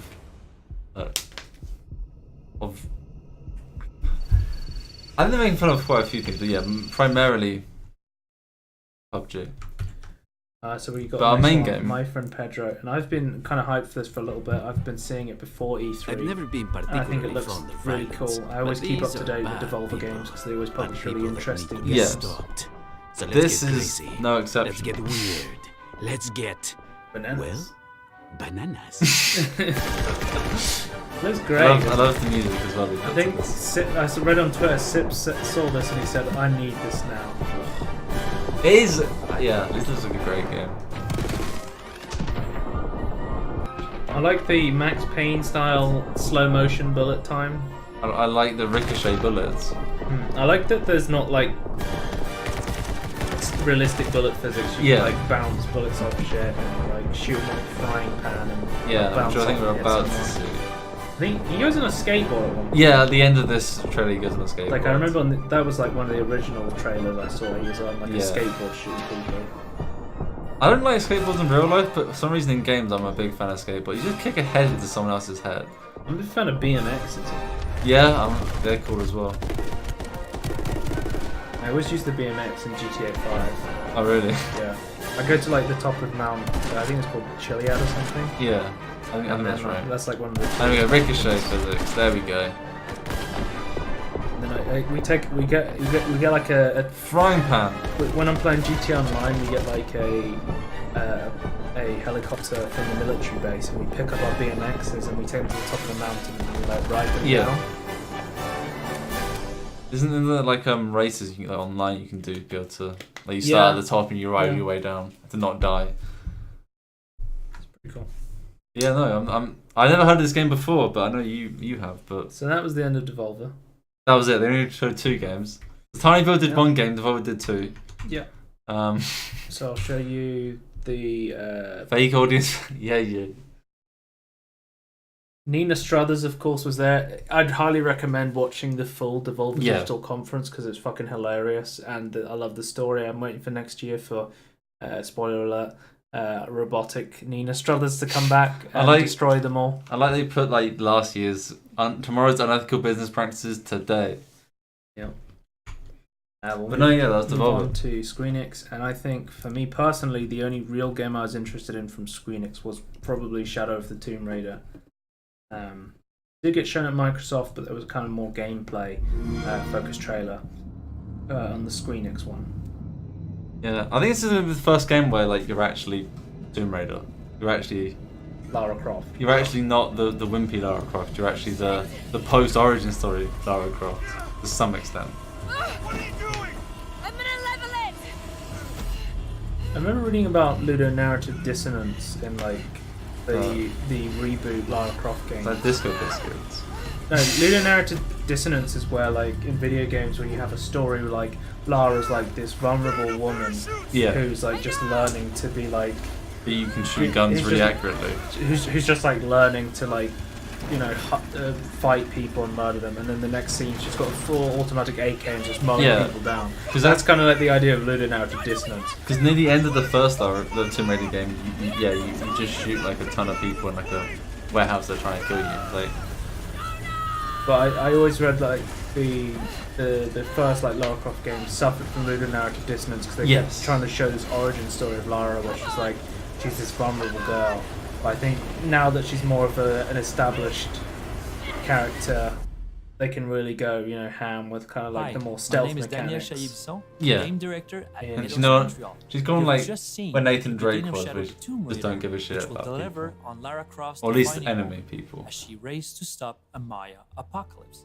Lara will have to confront. I always get confused, like in these like Lara Croft and like Uncharted stuff. There's always like this weird ancient thing they're finding that which will like cause like a world changing an event. Basically, I find that very weird. It's never small scale. I guess it's like based on Indiana Jones and stuff. Lara Croft and the Walmart apocalypse. Yeah, it's never that, Let's is take it? A look what this means or the accidentally selling the Lara Croft and the rising gas prices. In the Star Trek: The Next Generation, we get like the what's that little head statue thing that Picard got called? Like the, I have no idea. It's never like just like a small thing. Oh, get this from some sort of weird shipwreck. I'd play that game. But the thing, some of the people were saying like the AI looks retarded in this game. I think he's meant to be insane though, right? You kind of just like throw a rock at him, and then he started shooting them. Maybe. I think he's just a little bit paranoid. I don't know. I think it's coming up soon. Like, this guy's talking to this guy like a second ago. Yeah. And then he gets shot, and then he turns around, and he's on the floor, and he's like, "What happened here? What happened here?" It's like, you were talking to him like a second ago. He's dead on the floor. What? What is that? What now? Oh, it was a Zog. It's like fucking. It's like the orcs in Warcraft 3. It's like, what do you want me doing? Work. Okay. So fuck over then. Are you saying that Lara Croft is missing them as humans and they're fact just orcs? Yeah, they're just peons. Yeah. They don't deserve to die. But I love stealth games, so this really appeals to me. I think it's fantastic. I've never played a Lara Croft game though. This is far more. more mechanically competent by the looks of it than the other games. No, I haven't played the second one, but I have played the first one. Can we get more light in here? No. Yeah, why you got a red light now when you're dead? He's a prankster. A little bit convenient, isn't it? Can you spell me a bit? I gotta check in with Maltese. Sure. Gives me something to do. You do actually want to play this then, opposed to the other two you didn't want to play. Hey. I didn't say I didn't want to play them. You do want to play the other ones as well? I've never Okay. played them. Okay. I've never played a single Lara Croft. 5-3 Okay. Mike. Hey. Because there's also like I saw like something else was like it actually showed like a snippet of like the puzzles that you So do. he like shoots this guy. That guy was talking to 1 second ago. Yeah, now he's dead. He's like, why are you talking? And then he turns around. Body here. And he's like, body here. Find out what's going on. Like, you mean your friend, your colleague that you're just talking to about what? Take point. Lead the way. Maybe there. But yeah, the Shadow of the Tomb Raider does look really good from what I've seen. Yeah, I was saying that like they sort of like the puzzle stuff in like the tombs to get like more treasure and stuff as well. So that's always a feature of Tomb Raider games as well, which I always think are pretty cool. So the next one I'll talk about is the big Squeenix game is Kingdom Hearts, and I chose the one they showed at the Sony one because it showed Pirates of the Caribbean. I was like, yeah, fuck yeah, I love Pirates of the Caribbean. So, because they showed 3 different trailers. Yeah, they at different conferences. Frozen. Like Microsoft. Did they show it at Microsoft? Yeah, Frozen was at Microsoft. Because we get to be pirates again. Pirates of the Caribbean they showed at Sony, and then they showed like a really long story run at Squeenix. I remember that scene from the. I was gonna say the game, the film. I remember that from the film. Yeah, the guy really sounds like Johnny Depp, which confused me. He actually sounds like Johnny Depp. I find it weird that they're all modelled in game. Yeah, they're really good models. They are really good models. What? But I'll just say right now that I was sold on the Frozen musical. The only Pirates of the Caribbean game I've played is Lego Pirates of the Caribbean, and that was fantastic. That was good as well, was it? Okay. I think Elsa comes later in this trailer. After they show Pirates of the Caribbean, they go back to like the original story bit. Oh, okay, fair enough. I just think there's like the musical section. Though. The enemies in the Disney worlds are so like different from everything else that they show. It's like, we're in Pirates of the Caribbean world. Here's a bunch of Japanese anime villains. You back in the organization? Yeah. Yes. Surprising, isn't it? Jack, don't you give this creep the time of day. I feel like the story's going to be awful. It's the code. Mustn't strike a pirate aboard ship. When said pirate. So I like the Captain Jack voice actor. I think this is good. I like how he's interacted with this story. There's something odd about that. Oh, listen here, mate. It's Hercules himself. I can't wait to get. I love Toy Story. Actually, it's like one of my favorite Pixar things. There's also. But does it have the musical part though? Because I was sold on that part. Let it go. Let it go.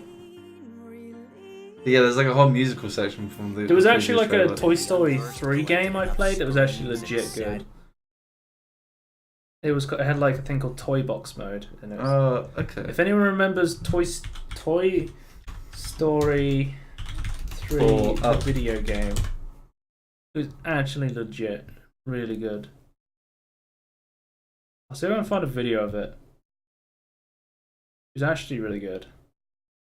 Alrighty, what is going on, everybody? My name. What's going on, I'm a Let's Player. Let's get right into this game. You're the one. But yeah, like this is what it looked like. I remember this slightly, and I remember it being alright. I wouldn't say it was. I'll say it's good. Yeah. But it was kind of like you went through like the story of like Toy Story. Yeah. And you had these like really cool sections. I really like this game. Really, I think it's okay. Oh my god, I remember playing this when I was like 7 years old, like 9 years. It didn't come out that long ago. This kid must be really young. Let's say 2010. 2 years ago. No, like the game that's underneath, in the description. Yeah, it came out in 2010. So it was like 7 years ago. Yeah. Anyway, but I've never played a Kingdom Hearts game.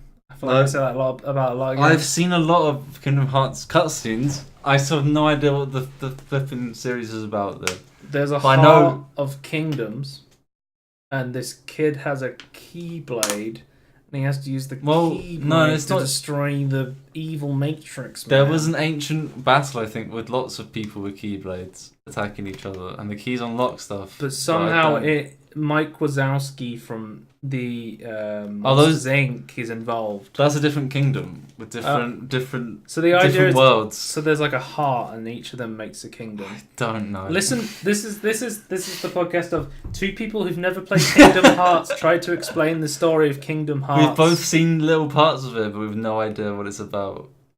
Disney things. Would you call but the Kingdom main Hearts characters a Japanese aren't. game? Yes. Okay. Because I was watching someone playing Kingdom Hearts, and I was like, oh, this is such a like Japanese anime game. Yeah. And he was like, no, it's not, because it's Disney. I was like, No, well, it's 'cause Squeenix published and developed. It's also it's just using Disney's assets. I would say the main characters are very Final Fantasy-esque as well. Just interacting with it's Disney. Squeenix, of course it is. Yeah, yeah. Which is fine, yeah.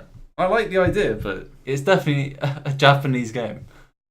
I'll move on to the next big game, which was Just Cause 4. I'm going to play this. I recently purchased Just Cause 3 really cheap on Humble Bundle. Have you got around to playing it yet? Not a chance in hell.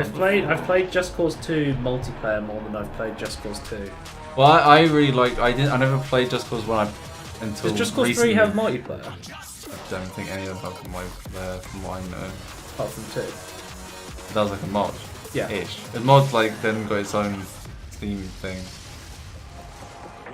So yeah, I started with Just Cause 2 and then went back to play Just Cause 1. Then Just Cause 3 came out and played Just Cause 3.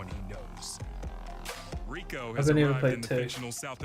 I almost 100%ed 2. Like all the settlements and things. You can capture every single settlement and things. Okay. Which it gets a bit repetitive, Well, I'm gonna but play, I chose to do that. I'm going to play 3, so I got the DLC. Yes. Can you use the wingsuit? I'd say now don't use it all the time. Use vehicles as well and make it more fun. Right. If you only use the wingsuit, I would say it's a little bit boring. If But you use vehicles in conjunction with the wingsuit, then it's a lot more fun. But I love these like open world games where you Yes. just run around and blow shit up. Yeah. I love like GTA, Saints Row, Prototype. Those I would sort of say things. that Just Cause 3 has like a garage system. You can like capture a car and then bring it back to your thing Oh, and yeah. then upgrade it. So Yeah. I would say don't ignore that because that actually does make like moving around the map a lot more interesting than just always using the But there's wingsuit. the big boss of this one, the Tornado Man, is coming. It's not just this lightning storm, tornado, and like sandstorms. Isn't that the story of every like Just Cause that he's going to like a the dictatorship? Yes. And he's liberating Every it. time. Every game, It's even a this one. It's a B movie concept every time. He's liberating this random South By American blowing up everything. island. By blowing up everything. Yes. Oh. That's how you do it. Bulldozers and diggers, I'm in.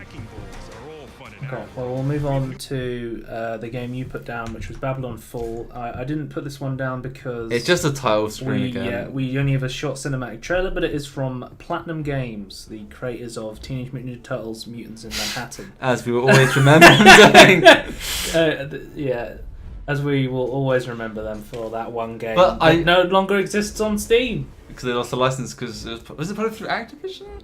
And they lost the license Yeah, to let's just say that. Fuck Activision.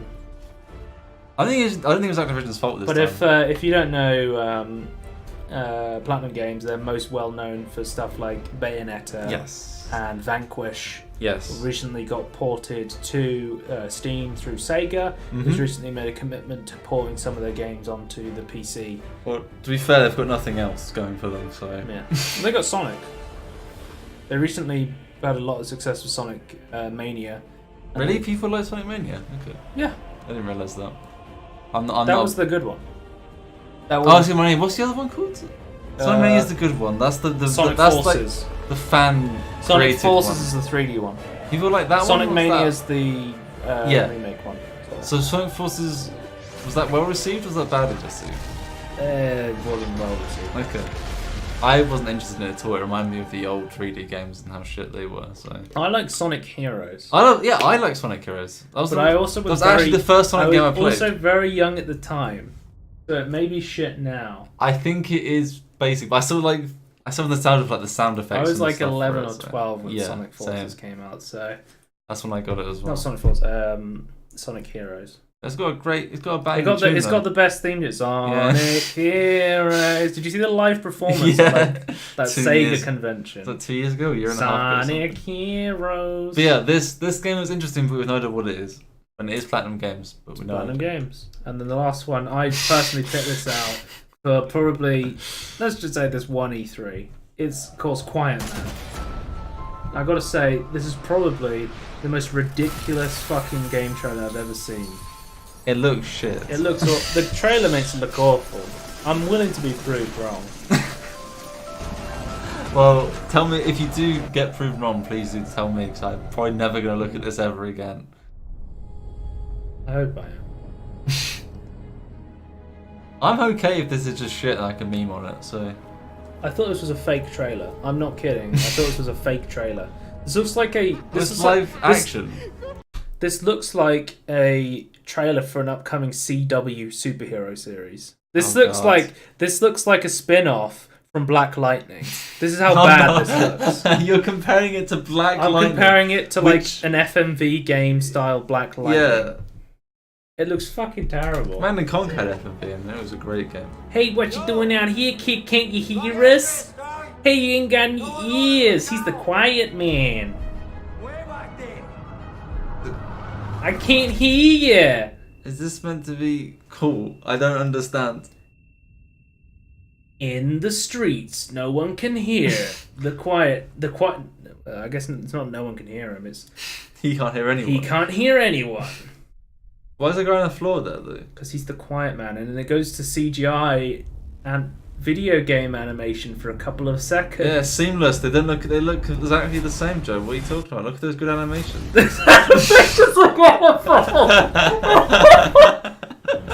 Look at these great graphics and animations. Look. What? The Quiet Man. Joe, that was seamless. What do you mean? Oh my god, and he drops the paper bag on his head. What was in the paper bag? Shit.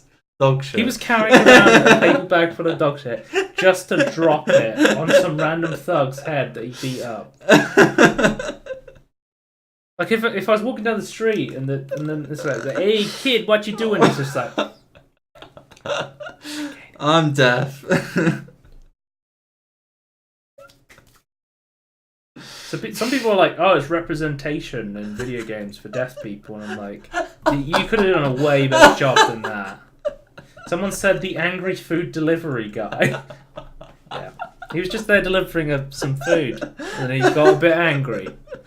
It looks so bad. I don't know what they were thinking. The Quiet Man can't hear all the shit you're saying about this trailer. Oh my god. I think we got the game of E3 right here, though. Definitely. So of course we'll move on to Ubisoft, as some people call it, or Ubisoft. Yeah, in England we use the U as a Y sound, not a double O sound. Ubisoft. So it's Ubisoft. But we'll move on to, of course, everyone's most anticipated game, Just Dance. I don't know, why did you write this down? Because I was watching this and I said on Twitter as I was like watching this live, I was like, it's been 2 minutes into the Ubisoft conference and I already want to die. But this is better than last year, because they did Just Dance and then said sorry for the people that died. And it's like, that's really that's awful. Did. It's so poorly timed. Like, I'm so hyped for Team Sonic Racing. Oh my god, I gotta watch this. We're gonna watch this. You get very for IGN today, aren't you? Dude, I fucking Sonic All-Star Racing Transforms is so good. Yeah, I agree. I can't wait for a co-op Sonic Racing game. It's gonna be so good. The thing is, at some point they started doing Despacito and the chat was getting crazy. And they were like, Despacito 2 confirmed.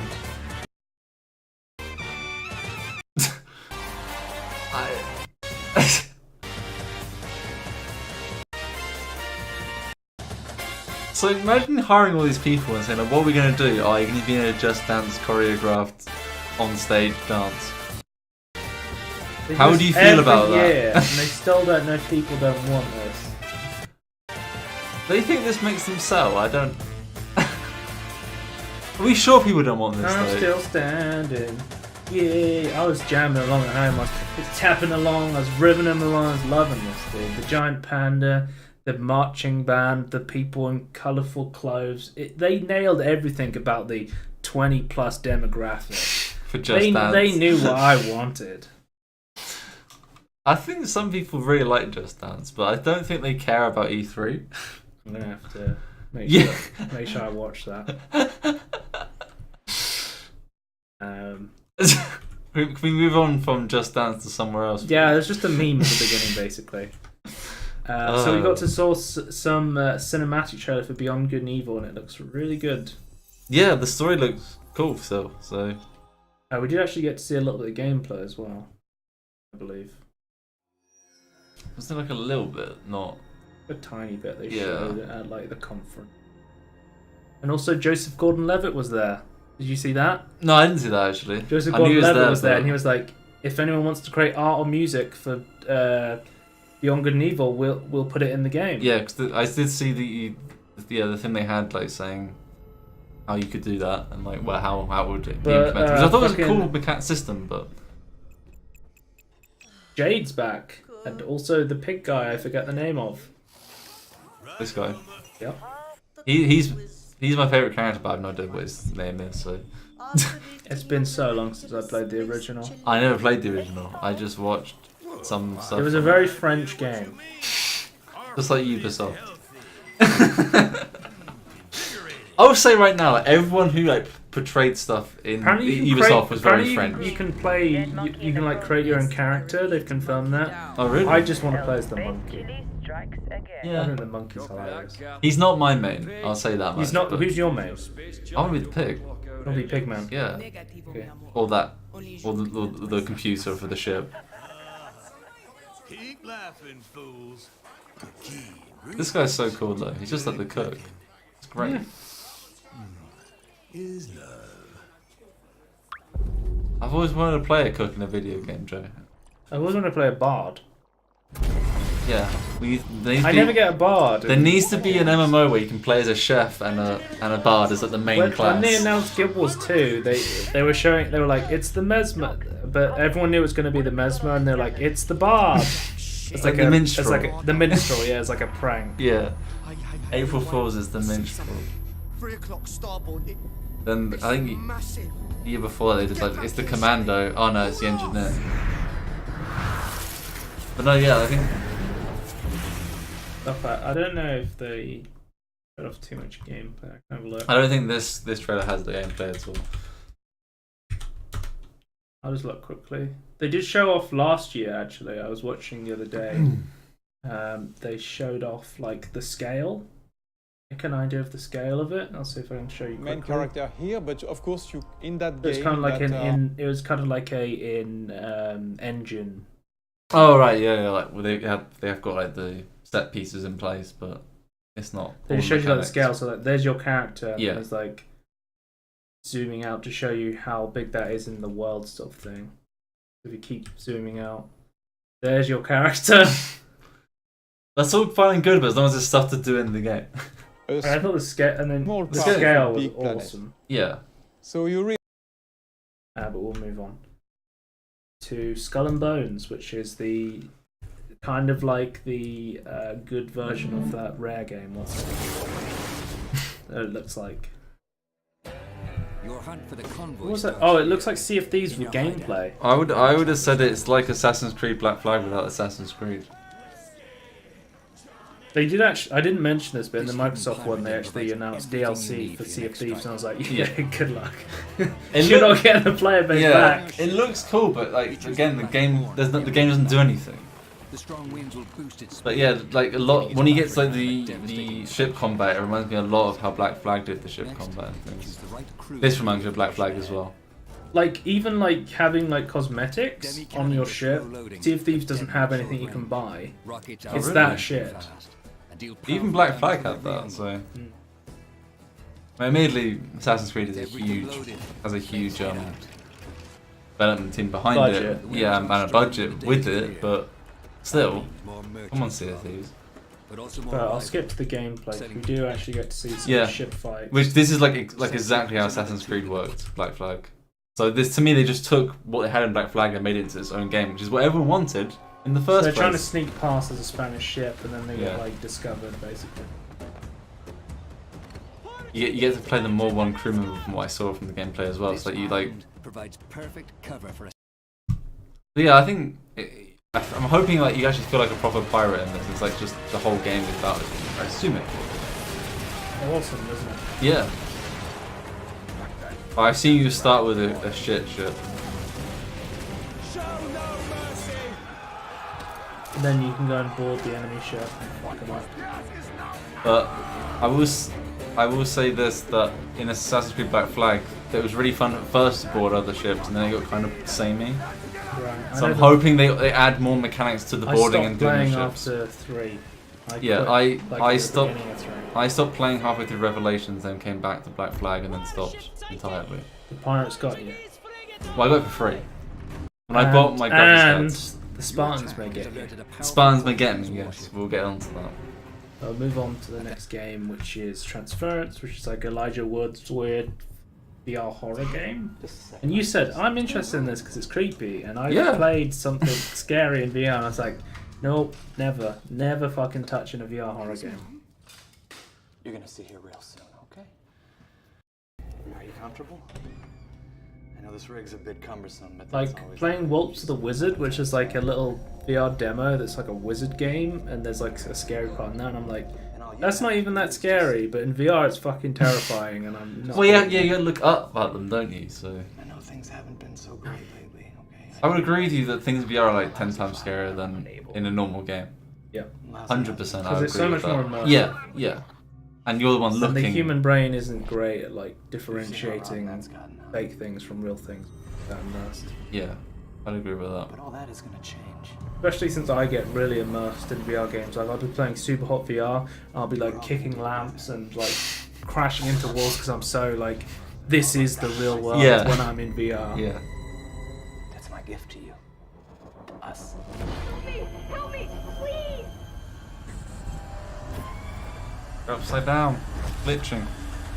This is so cool though, don't you think? Why are you doing this? Sure. I love you. I don't know, I can't really appreciate scary things. I love you with all. You know what I'm saying? I just like creepy stuff. I don't know. But yeah, Elijah Wood came on the stage and he was like, this is my game, and everyone's like, oh my god, it's that guy Frodo from Lord of the Rings. They said those exact words. But we did see Assassin's Creed Odyssey. Not to accuse of Mario. No. So we've seen like a weird relationship with Ubisoft. Hi, I'm Scott Phillips, game director on and Nintendo, because we had Rabbids Kingdom, the Mario and Rabbids crossover. We then had a new game called.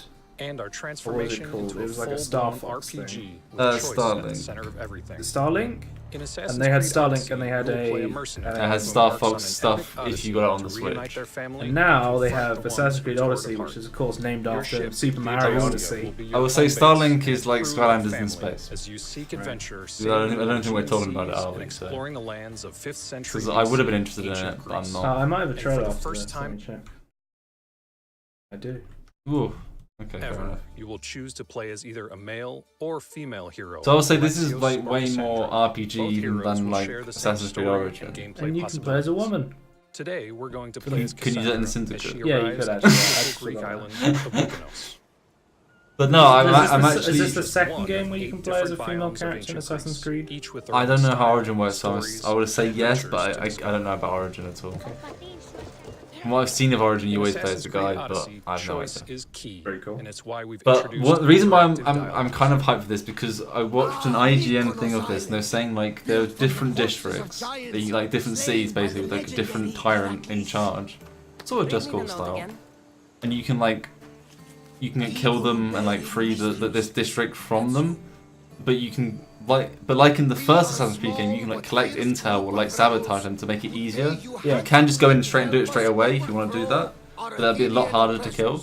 Or you can like do like X number of side quests basically to help you out and like take control of it. Oh, the good And old horse. also, there's actually a reputation system per character you meet in each district as well. So depending if they like what you do or not, they might become an enemy and you have to fight them. Mercenaries such as Malios, So like it's still kind of like light RPG, I would say. Like it's not like choices matter at all. It's more like choices slightly change the world. But I think that's yeah. I think that's enough. That's enough for me personally to be able to have. Oh, this character died because I fucked up. Would you say it's kind of like Shadow of Mordor sort of thing with the orc system, Nemesis system? It's nowhere near as complicated, but then again, it's also it's different. But yeah, I would say it's very similar to that. What I don't like about it is it's like more RPG stuff. Yeah, so the things you see on the left, right, are actually you have to unlock and map yourself. Right. So your skills that you unlock and map yourself, basically, which I personally like. But if you liked the older style of Assassin's Creed, then you probably won't like this. I like the older style of Assassin's Creed, but like, it's like whenever a game gets turned into a different game, it's kind of jarring. Like when I played Darksiders 1, it's like a hack and slash game, and then Darksiders 2, you have to like sort through like loot and gear and stuff. Yeah. And it's like, oh, this is more like an RPG. Obviously, I like the original Assassin's Creed games, and I like RPGs, so it's fine for me. But yeah, I do see where people be coming from. Why change the style and the mechanics? This game seems more like an RPG game now. No, Ubisoft claim it's an RPG now, so really? That's how far it's gone. Can we show this trailer? Yes. Yeah, this isn't because there's a very few. Yeah, I think you can do it. Oh man, Starlink. So I really like the look of Starlink until I realised it was Skylanders in space. Yeah. Because it looks so cool other than that. Could use a little help here. Who's that? A fox-shaped figure on the teleprompter. No, I want the frog-shaped character. That's my main. I think his name's Skippy or something. Yeah, it's been a while. It's been a while since I played, so I don't remember the name. That's Star Fox. Did you have a Nintendo 64? No, I borrowed it. And I played Star Fox. It's my first game I played properly. There's a fox. Wait, is that a fox? Oh my god, it's Mario. Mario's in Skylanders. Oh shit. It's Waluigi. Waluigi. It's got a mask on. Waluigi. Yeah, that's Waluigi. It's Ridley. To be fair, seeing the Star Fox ships again is nice. I will say that. I do like they did an aileron roll. It wasn't a barrel roll. No. Coming soon. But yeah, they're cool apart from the fact that it's Skylanders. And the final game from Ubisoft or Ubisoft? It's Ubisoft. Come on. Ubisoft. Come on now. Is we announced like randomly a couple of podcasts ago, they were just like, by the way, we're making the Division 2, and everyone's like, what? I thought it was going to be one division where you kept updating it, not you make more games, but okay. That's back when they said that they weren't going to add microtransactions, and they showed a very much more graphically intensive game that was then downgraded. I wonder if this will be downgraded as well. I'll say this, like, everything on E3 is always going to be a vertical slice. The graphics are always going to be better at E3 than the final product, unless they're showing the final product like they did with Unravel or I don't know what the other game was now. It was already out. Whatever that was. They are definitely going to downgrade. Oh yeah, for sure, because this is clearly a vertical slice. I don't care about this girl running through a film. Yes, you do. Come on. Do you care about any of this though? I just care about... No, I don't care about anything in Division. I heard the Division 1 got better with like the DLC over time. And if they could take like the end of the Division 1 and make it good for the Division 2, maybe I'd be interested. TB likes the expansions of it and things, but I don't know. It was never for me, I just feel like there was a lot of promise and they couldn't deliver on it. I never saw the appeal of it, to be honest with you.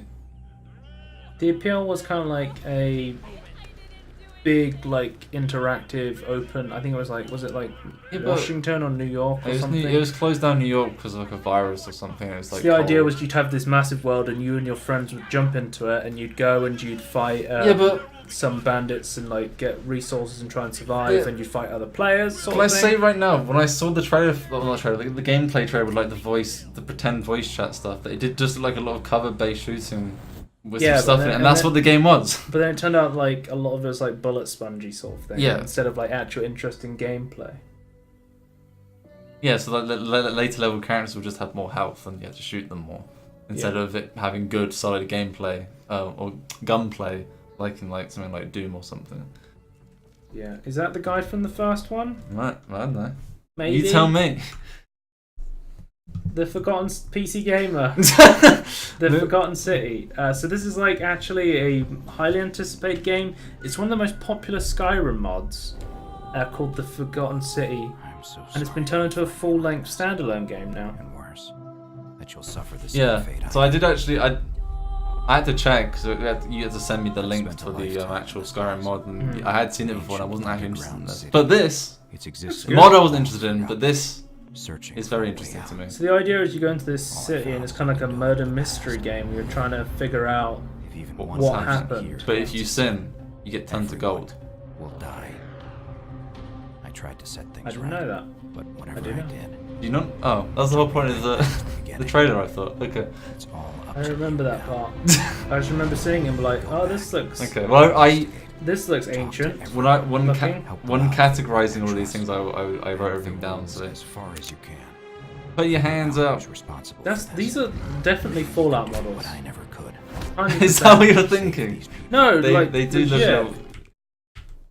As far as that guy's from Fallout, 100%. No. Yeah, that is the main character from Fallout 4. No. Yes, that is. No. That's exactly the same character model. Yes, it is. No, it's not. Yes, it is. It really isn't. That is Fallout. These are definitely like Fallout 4 models. No, I heavily disagree. But I never could. I think they've definitely used like a lot of save yourself. Engine stuff from like probably like the creation stuff and like poured it to like. Does it say it was using like Unreal or Unity or something? I don't know. I don't know. What did it say? Unreal, yes. Unreal Engine.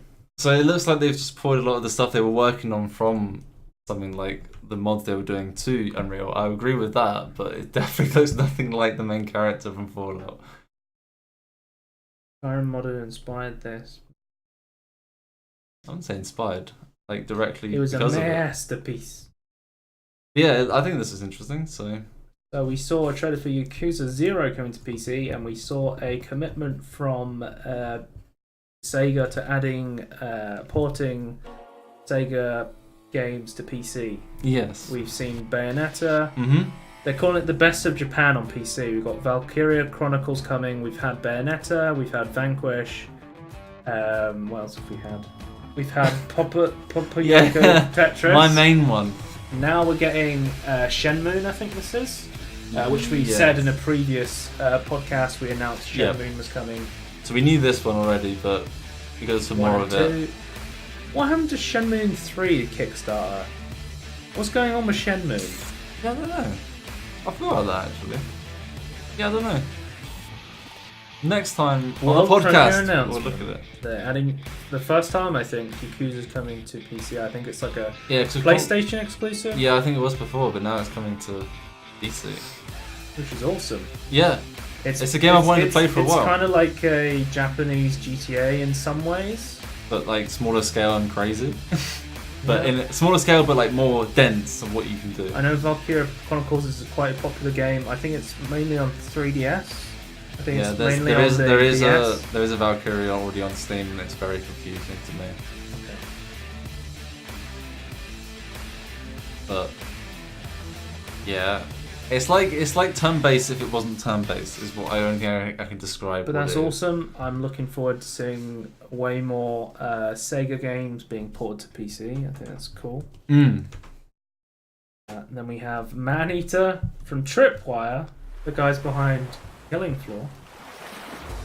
Close your eyes and imagine a place where the sun is bright and the beaches are white. I liked after the trailer, like the guy explaining it. It's like, oh, you can unlock these powers to be able to bite people, like grow longer teeth, have a bigger jump. Shark RPG. Apparently, you can't be a pacifist. Enjoy the local cuisine. No. Your dream vacation is waiting for you here. I looked at this and I was like, oh, it's going to be a game where you have to fight sharks. No. It's the guy who made Depth. If you don't know, it's like the shark versus humans. Oh. He went in that game and now he's making another shark game where you play as a RPG where you go around and kill people as a shark. It looks so much fun. Operators. I love the logo as well. Yeah. No, it does look like a lot of fun. We don't know much about it, but We know their skill trees. Never thought we'd see a sequel to Jaws Unleashed. Love depth. Can't wait for this one. I think there's definitely a market for people who want to go around eating people as a shark. Yeah, I like that. And I'm in that market. I'm in one of them, yeah. I saw that and I said, yeah, hell yeah, I'm in. I want a shark RPG thing. So we saw This is Overwhelm. my... So I think this is one of the... was it Untitled publisher? Yeah, I think so. Where they showed 3 like indie games from a small publisher who wanted to put the spotlight on the game rather than the publishing studio. But I really like the look of this, but I know you're not. Someone said better graphics than Black Ops. I personally don't like the art style. I think the gameplay looks kind of cool. I like the gameplay and I really like the graphics. For me personally, I like Reds. art style is like a huge part of the game for me. Yeah, I really like this art style though. This is really cool to me. I just don't like it. Too much red? It's not too much red, it's more like the... Oh, too pixelated. Yeah. Okay. No, I really like it. I think that's really cool. Add it to my wishlist already. Yeah, it's an Untitled publisher. Yeah. Which has a really shit... They had like a really shit way of introducing themselves as a publisher. Yeah. But it was really... Next we have Jurassic World Evolution. So this has actually come out already. Yes. They showed more trailers for it, but it's out. I've seen people streaming it. You've seen people playing on YouTube. Yep. And it looks pretty fucking good, honestly. It's like what's it called? Planet Coaster. I was gonna say Planet Coaster. What's the original one called? It's like Roller Coaster Tycoon, but with it's made by the people who did Planet Coaster. Yeah. Right. So that's how you know it's good, sort of thing. And the thing I like is it's not just about park management. You can also like... There's like threats and things you have to manage, right? Well, what I would do is I build a park and then I just let all the dinosaurs loose, basically. That's what you're. That's what you're. That's what I'm doing. Okay, because you don't like management games, right? I like managing chaos. Yes. You like managing order. Like I can go on SimCity and I can just spawn a bunch of tornadoes. And I like starting. Or I can go on like The Sims and I can like start killing off my people. I like on both SimCity and Sims starting with nothing and then slowly building up an empire. That's what I do. The one thing I like about, think it's cool about this game is when you go, it's like, hey, we need to tranquilize this dinosaur. You then go into like first person, like you're then in a car and you have to like shoot people with like guns and stuff. And I think that's really cool. One thing that confuses me is this game looks good and has a lot of content, but it's like 4 gigabytes. The whole game. What? Yeah, like it's really small. Where are the models? Is there not much content, or? I don't know. I don't know. I haven't played it. I'm definitely interested in playing it. Yeah. No, it looks, for me, like park building games. Oh, before we carry on with the PC Gamer conference, we'll just have to say it was really fucking annoying. Every time they were like, they were about to show something, they said coming up on PC Gamer. I was like, am I not watching the PC Gamer conference? For those who've never seen Mitchell and Webb, they do a great sketch where it's like coming up the on gift the gift shop sketch, and it's literally a 30-second clip. I'm buying a present for my grandmother. It's for my aunt. For my aunt. She's my aunt too, Daddy. It's honestly, it's a 30-second clip. They make it into a 5-minute sketch. They do a credits thing, and then they show the 30-second bit during the credits part of it to show what actually how long it is. And this is why I hate coming up in the thing you're actually already watching. I thought Day 9 was fantastic as usual. He's always great, but we don't need a big duck. A big duck. The sponsor. Like Denny's. I don't know, some American sponsor. I have no fucking clue. Sponsored by. It's actually completely useless to me in England. It's a pointless sponsor. Okay. No idea, but yeah. Let's move on to the Don't Starve Hamlet trailer. So if you don't know, Don't Starve is by Clay Entertainment, the guys behind other games such as Oxygen Not Included and something else. They do a lot of these like games, don't they? Yeah, they do like a ninja thing as well, don't they? Oh, Mark of the Ninja. That's it. They do. Mark of the Ninja, Invisible Ink, Shank. Oh, Shank, yes. They've just purchased a up-and-coming game called Hot Lava, which is like a 3D platforming game, similar to like Speedrunners from Hell or Cluster Truck sort of thing. It looked pretty good. A 3D platformer. This is really good. Every time we try and play Don't Starve together, though, I pick the robot. Yeah. And I die to rain. But that was like when the game was in beta. So I don't know if it's changed since then. I remember being like a person and died to starvation or something. But I noticed that there was like raft stuff and I water. was about to ask, does this come to Don't Starve Together too? Apparently we don't know yet, so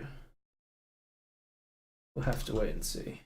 Who knows? We'll see. But though it looks great. I just thought it was really cool that, you know, the pigs are usually your enemies, but like you have this like city where there's like pigs where you can buy. They're not the enemies. They're normally you don't want to be next to them because they turn to like werepigs.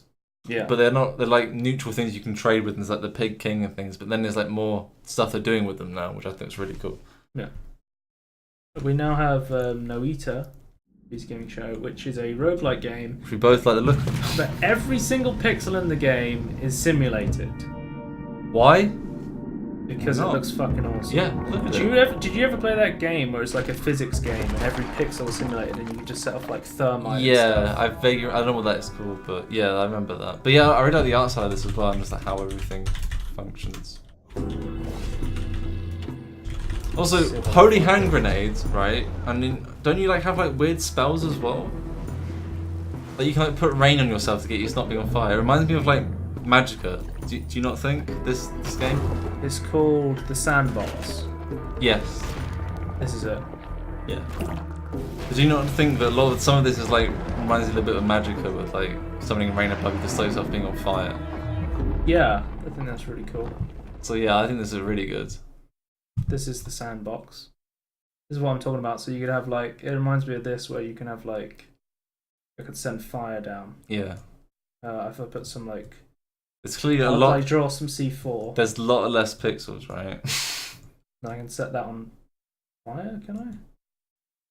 I'm putting some lava down. So we put like some lava down, and that will like interact with the other stuff, and it's just the way it looks like really reminded me of this. Yeah. But we'll move on to the next trailer, which is 2 Point Hospital, and this is a Tony game. This is a hospital management game. This is a bullfrog. What's it called now? I've lost the name. What is it called? Theme Hospital, but in modern day. Our good friend Peter Molyneux. Yep. And obviously 2 other people that we saw on stage were also a part of it. No, Peter Molyneux made this game. By himself. By himself. No, he he had to... No, he had nothing to do with this. don't fake news people. But no, this is basically just like, it's almost exactly the same as the old game with like a few minor additions, which I thought were actually cool as well. But like, even if it was just a copy of the old one but modern, I think that's an enema, what they said on stage. But yeah. Okay. There's like management stuff where like you could like release bugs and like they would like infest, you would like move like the individual like desks and things to get bugs underneath it to like not multiply and things. So I thought it was like a cool addition they added. Because your mustache is, some people have like parasite mustaches that need to be destroyed. Destroyed. But no, this is, if you like management and weird hospital stuff, then. Someone said oof, I think this is the guy getting injected in the bum. I'm gonna bet money on it. It's the guy getting injected in the bum. Yeah, it's not a good way to go, buddy. We'll move on very quickly from the bum injections to another game Tony was interested in. Yes. Which is Anno, and I still have no idea what you do in Anno to this day. It's a sea builder. Oh, okay. But you just like multiplayer as well? Yeah, it's multiplayer, and you do have units as well. See, that confuses me. Yeah, it's very weird. But I love it though, it's great. And I love the look of this one. And what was it you said? This is 1800, so and the numbers always... The digits of all of their games add up to 9. So we've had 1440, or 1404 or something. We've had 2250, or 2205, I can't remember which way around that went, and 2070. And now we have 1800. Why is that? I don't know. Just good luck. Good luck. Yeah. But I like this one because I really like Steam stuff and like Victorian, and like I love they have like the art for like the Steam ships. I don't think we saw too much of them here, but they look really good. Like the concept arts and things. So I'm pretty hyped for that. Moving to the last game of PC Gaming, which is of course Hitman 2, not to be confused with Hitman 2, which I think was titled Blood Money, or was that Hitman 3? I think it'll be Hitman 3. Hitman 2 I think is like Deadly something, isn't it? Hitman 2 Silent Assassin. Welcome to Miami, 47. So I don't know what's going on with the naming scheme here. and it is I think they've down lost to the the plot wire. really. So this is now going to be Defenders called are Hitman Robert 2018. I'm and going Sierra to say. Is it? It's coming out this year, right? Thrills So and it think so. was like November or something. It's YouTube shows Hitman 2 Silent Assassin. That's so funny. Even YouTube's confused by your confusing naming schemes.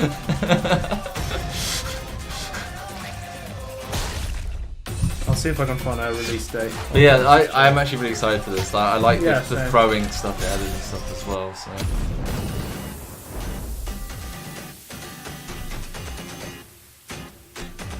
I'm just gonna find the original Hitman 2's release date. First of October 2002. If I type the year, I'm answering my own question. 9th November. Yeah, it's going to be Hitman 2 2018 from now till forever. Yep. Jesus Christ. Such a terrible naming scheme. Yep. Well, move on very quickly. I like Hitman. I like the new Hitman games. Definitely going to check that one out. One thing I will mention is that it was weird 'cause it's now being published by Warner Brothers, but Eidos Interactive bought the rights. They bought the rights off Squeenix. Yeah. So they've now, I think what they're doing is they're now publishing the game through Warner Brothers, but they still retain the rights to it. Yes, the only intellectual understand, property. but could be wrong. We haven't heard anything else other than that, so that's what we're assuming. So move on to Sony. Sony showed a really cool trailer. I'll skip to the gameplay because there was a cinematic part, and I don't know, if you want to watch the full thing, I'd recommend it. It's really cool. I've never played The Last of Us 1. No, but I heard good things and saw I've good heard things. like it's like a defining game. Yeah, it looks cool. Of I'll like give the them that. PlayStation 3. I think it was remastered on PS4. Yeah, it was as well. remastered for PS4. I'll definitely have to check this out. I might just buy it on PS3. But yeah, no, I think there's like hype because didn't they announce it from last year, didn't they? I vaguely there remember was, they like, a announced teaser it. Yeah, trailer. and she was like in a room playing a guitar or something. Well, you get to see people getting executed, which is always fun to watch. Don't demonetize us. We're not monetized We don't- anyway, we but don't couldn't be demonetize. I think the gameplay that's really good is kind of this mix between like stealth and action sort of thing. Yeah. Even though this trailer does look like really scripted and cinematic, Oh, I yeah. do think it's actually good. So I think this is this Ellie from the original Yeah, game? just older. Right. I don't really understand why these people are shooting her. I think she was like, I can't remember, but like she was like something to do with the zombie infection, and then she both a reason to find the cure, but also like a carrier or something. Okay. I'm not sure that I can't remember. Also, aren't the zombies in this like mushroom zombies? Yeah, they're like fungal monsters. Yeah, I which I thought was cool because that's how like insect zombies work. So yeah, you have like those viruses that go inside like insects' and minds control and, their like, brains. Control their brains. Then Oh, they that's so cool. go to a high thing and then like have a branch But coming yeah, out that their looks heads. really cool, and we'll check out another samurai game. How many is this the second This one? is the second one. Yeah, we're gonna find the third one in Sony as well. So this is Ghost of, I'm going to mispronounce this, Tsushima? Tsushima? I need to see it again. Where It's is it? written here.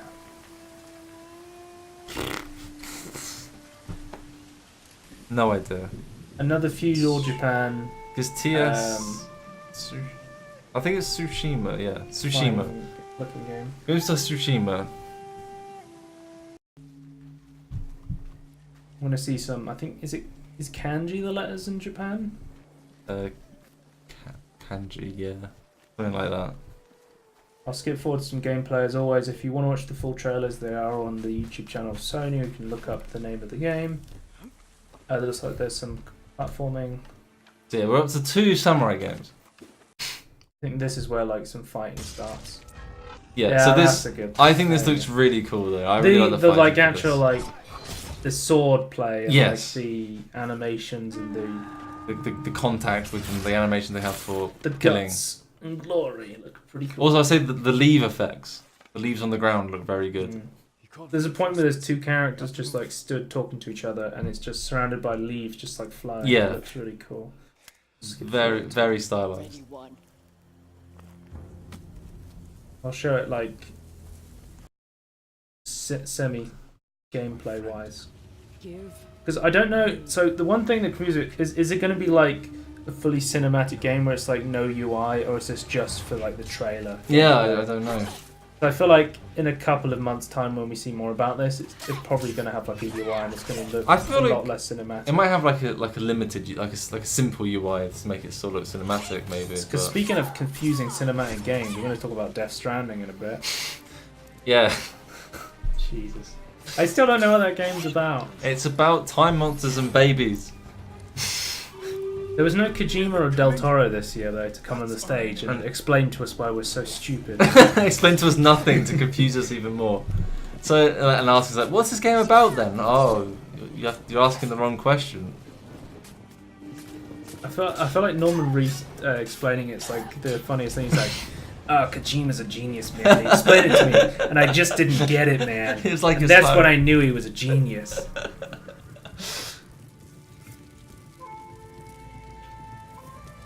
Oh, it's Naruto music. Right.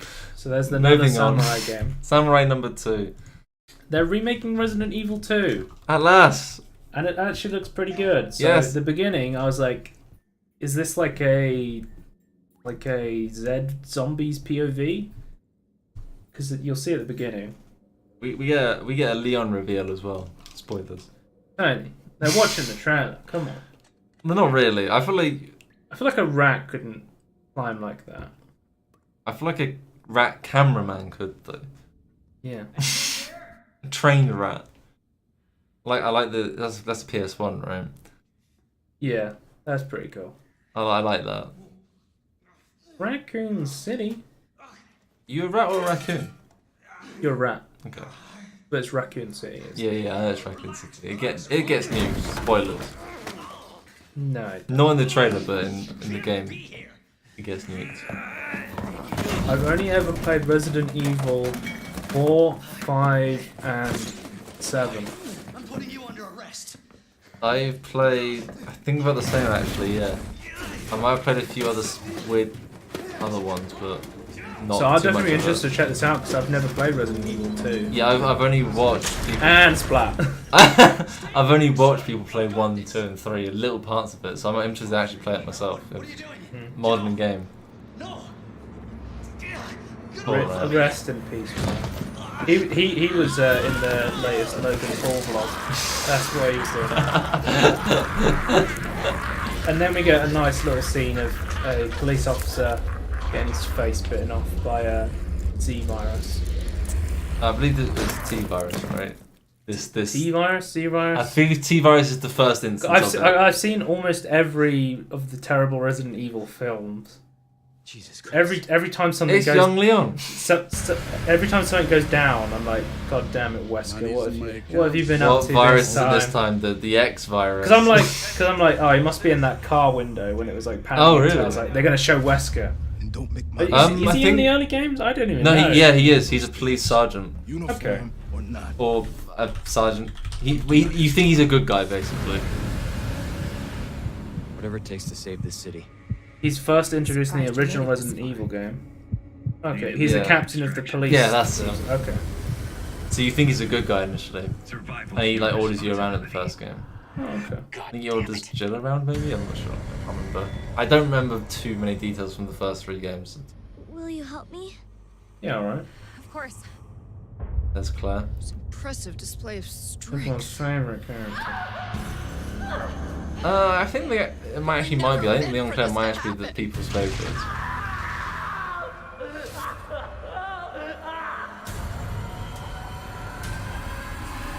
This looks great. Yeah. I thought they've kept the original story, but like properly made a modern game with it. I think it's a good way of doing it. I think you can always play the original game, right? Yeah.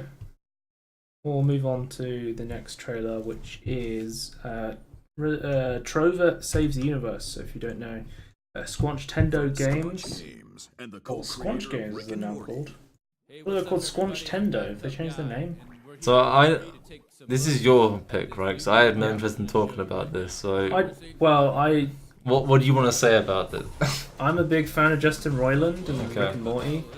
I've played Accountancy, the other VR game that he made, and I thought it was really funny. Okay. And this is going to be a PlayStation VR exclusive game. I'm willing to wait to see more, but right now I'm not too hyped about it.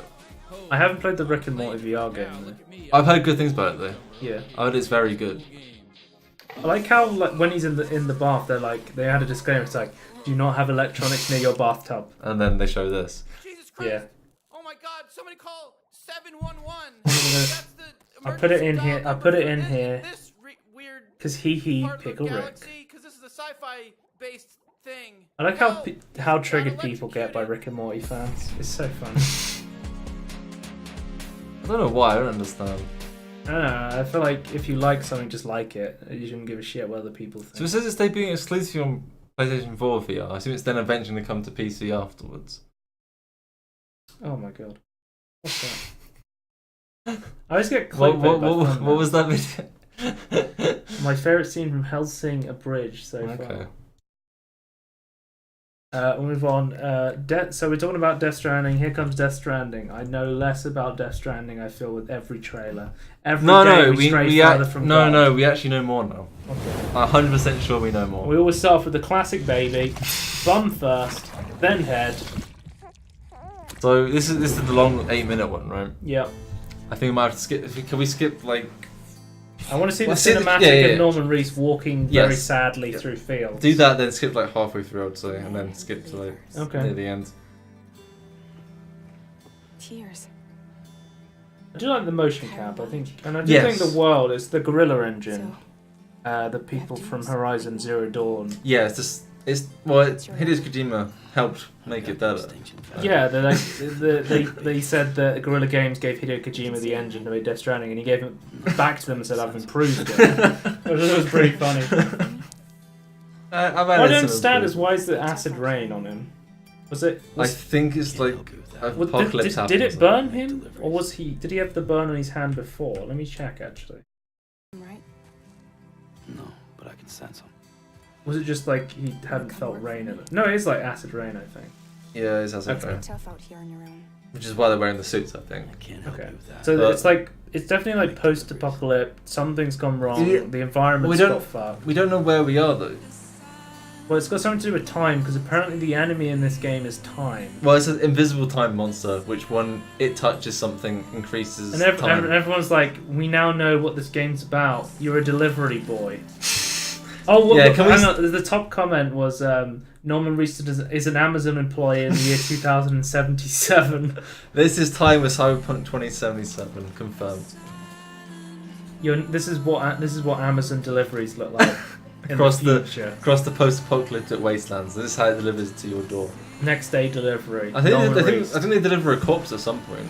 He has like a body in the back. Yeah. On his back. I assume it's someone who got aged by a monster. So I assume that the people selling these deliveries live in big cities that are free from the time monsters? Otherwise, why would you ever risk your life to send someone like a birthday card or something? Big birthday card. That rucksack. There he has like a body on his back.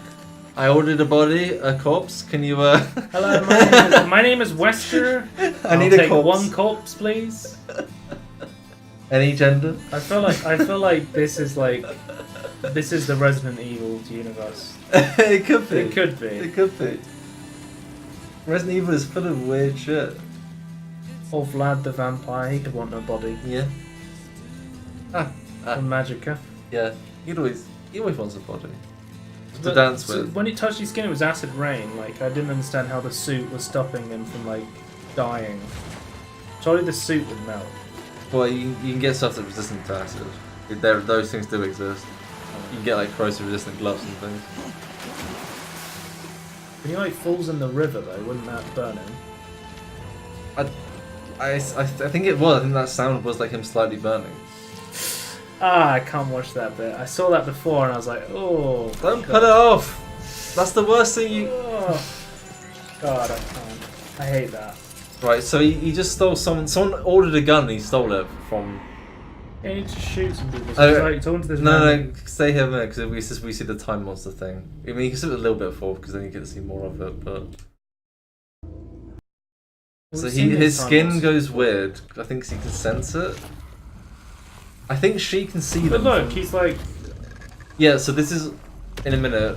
You'll see like it's growing them really quickly, so it increases time.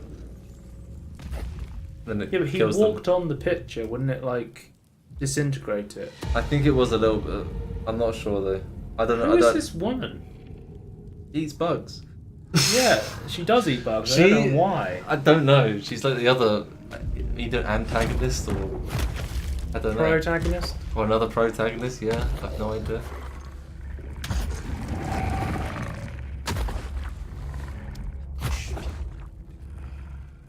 Time monsters for healing. I mean, it's still a little bullshit until I see like I don't know. I actual think game. I think when you see later when you see that what the monsters look like with like the special light they had to see them. I kind of like the idea that you can't see them at all and you just see their effects though. That's kind of creepy in a really good way. Right, we can skip into the end dish now. Yeah, I think there's a good one. This is where he's got the light. He's just like, it's raining, you can't get out of there. Have we missed the baby part? Are we about to do that? No, he's about to do that. He's like, No. I've got an idea. No, go back. Yeah, this is it. Before they realize I'm in here. What has the baby's got to do with anything though? I want to know. Del Toro loves babies. What can you say? I think Kojima might love babies. I've got an idea. It involves babies in jars.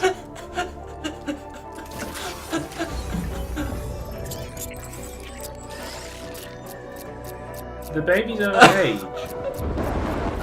I don't know. What's the baby's got touched by time?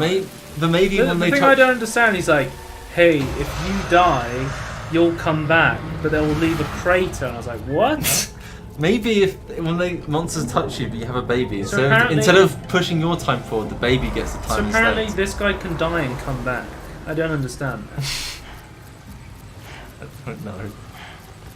I just like the look of these weird things. Because he does end up getting like dragged under. I think. Yeah, and I assume that's where he dies in the start of the story of this game or something, I don't know. We'll see. Because they're like all on like umbilical cords. They're babies as well. Babies from the future. Yeah. So they're using babies to stop them? Or to slow them down? Run away. Run No, away. you're dead. So, we're still confused, but it looks cooler than it used to. Hideo Kojima likes some fucked up stuff. What can I say? He likes dead whales. He likes babies. Well, I think he just likes the he flow likes of time. monsters that are made of sludge. Yeah. He likes eating bugs. There's a little bit uncanny valley of just like how the eating animation works. It's not quite right, but it's effectively creepy. You're too late.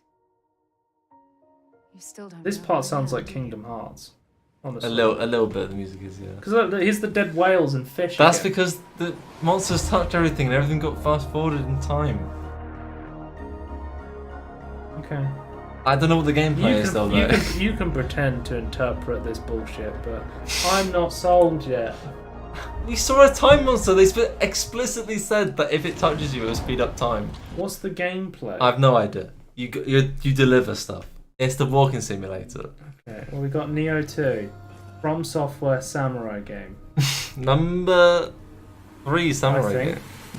game. No, it's Team Ninja. Yeah, I think it's Is it a different team? Yeah. I'm just gonna. They're all From Software clients, basically. They're like Dark Souls clients, almost. Sort of. I wouldn't say Neo is quite. I mean, it's kind of it, I guess, but it's its own weird thing. What the fuck is happening? I think that's from the first It game. just became like a demon? Yeah.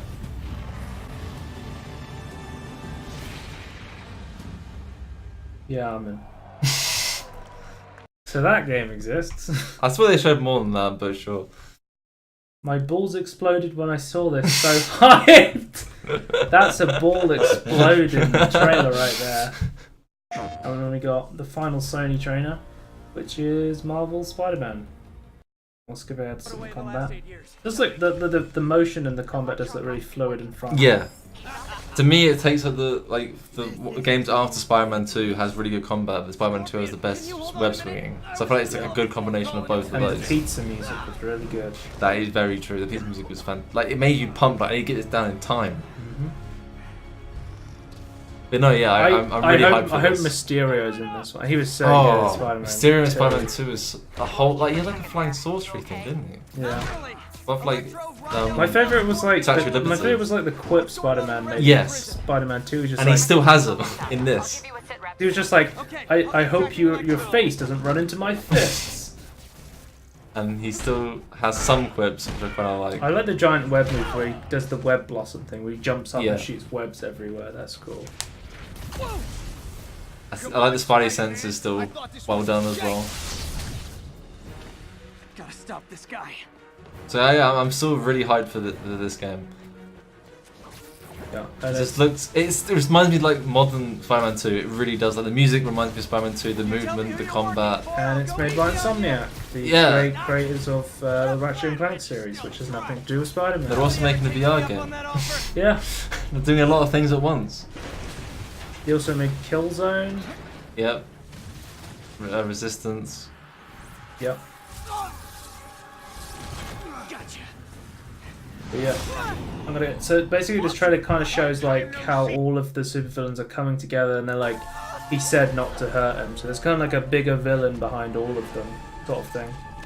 It's Rhino. I fucking love Rhino. I love Rhino as well. Yeah. You? He's no what's the Rhino from Teenage Mutant Ninja Turtles? There's like a Rhino, and there's like right. Bebop, the rocker pig. You know more about that than I do. I wasn't in the Teenage Mutant Turtles that I watched. Anyway, but are we going to show some Nintendo trailers? No. Nintendo made Super Smash Bros. Every time we show Nintendo trailers, we get copyright striked by Nintendo. You've written down Super Smash Bros. Ultimate and Super Mario Party. Super Smash Bros. Ultimate is a brand new Smash Bros. Game. They have With a pterodactyl in. They've added Ridley the pterodactyl from Metroid. It's got brand new physics. It looks really interesting. But where's one? It's got every single character Can you in go to, every Smash game, can you go to the including next Snake, apart from Waluigi, Yeah, can you go? which they still refuse Can to you add. go to your next? Oh fuck! Oh, this is the thing I was putting to show. There we go.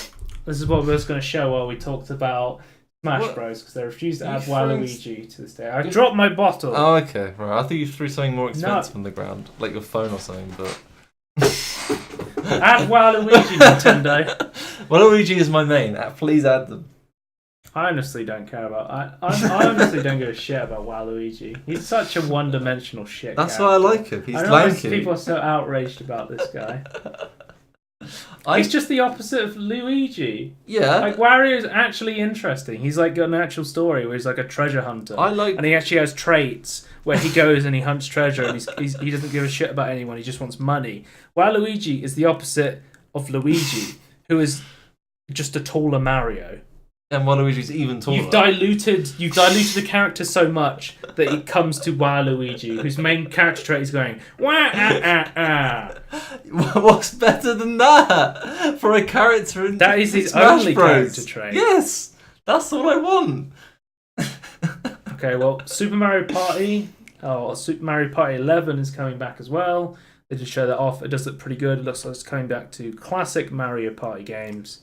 I don't know what that means, but yes. If you want to check out the other stuff that Nintendo showed, such as Pokemon Go, Pokemon Eevee, and Pokemon Pikachu, you can check those out on the Nintendo YouTube channel so we don't get copyright striked because Nintendo are bastards. But that is the end of the podcast, and we will end it here.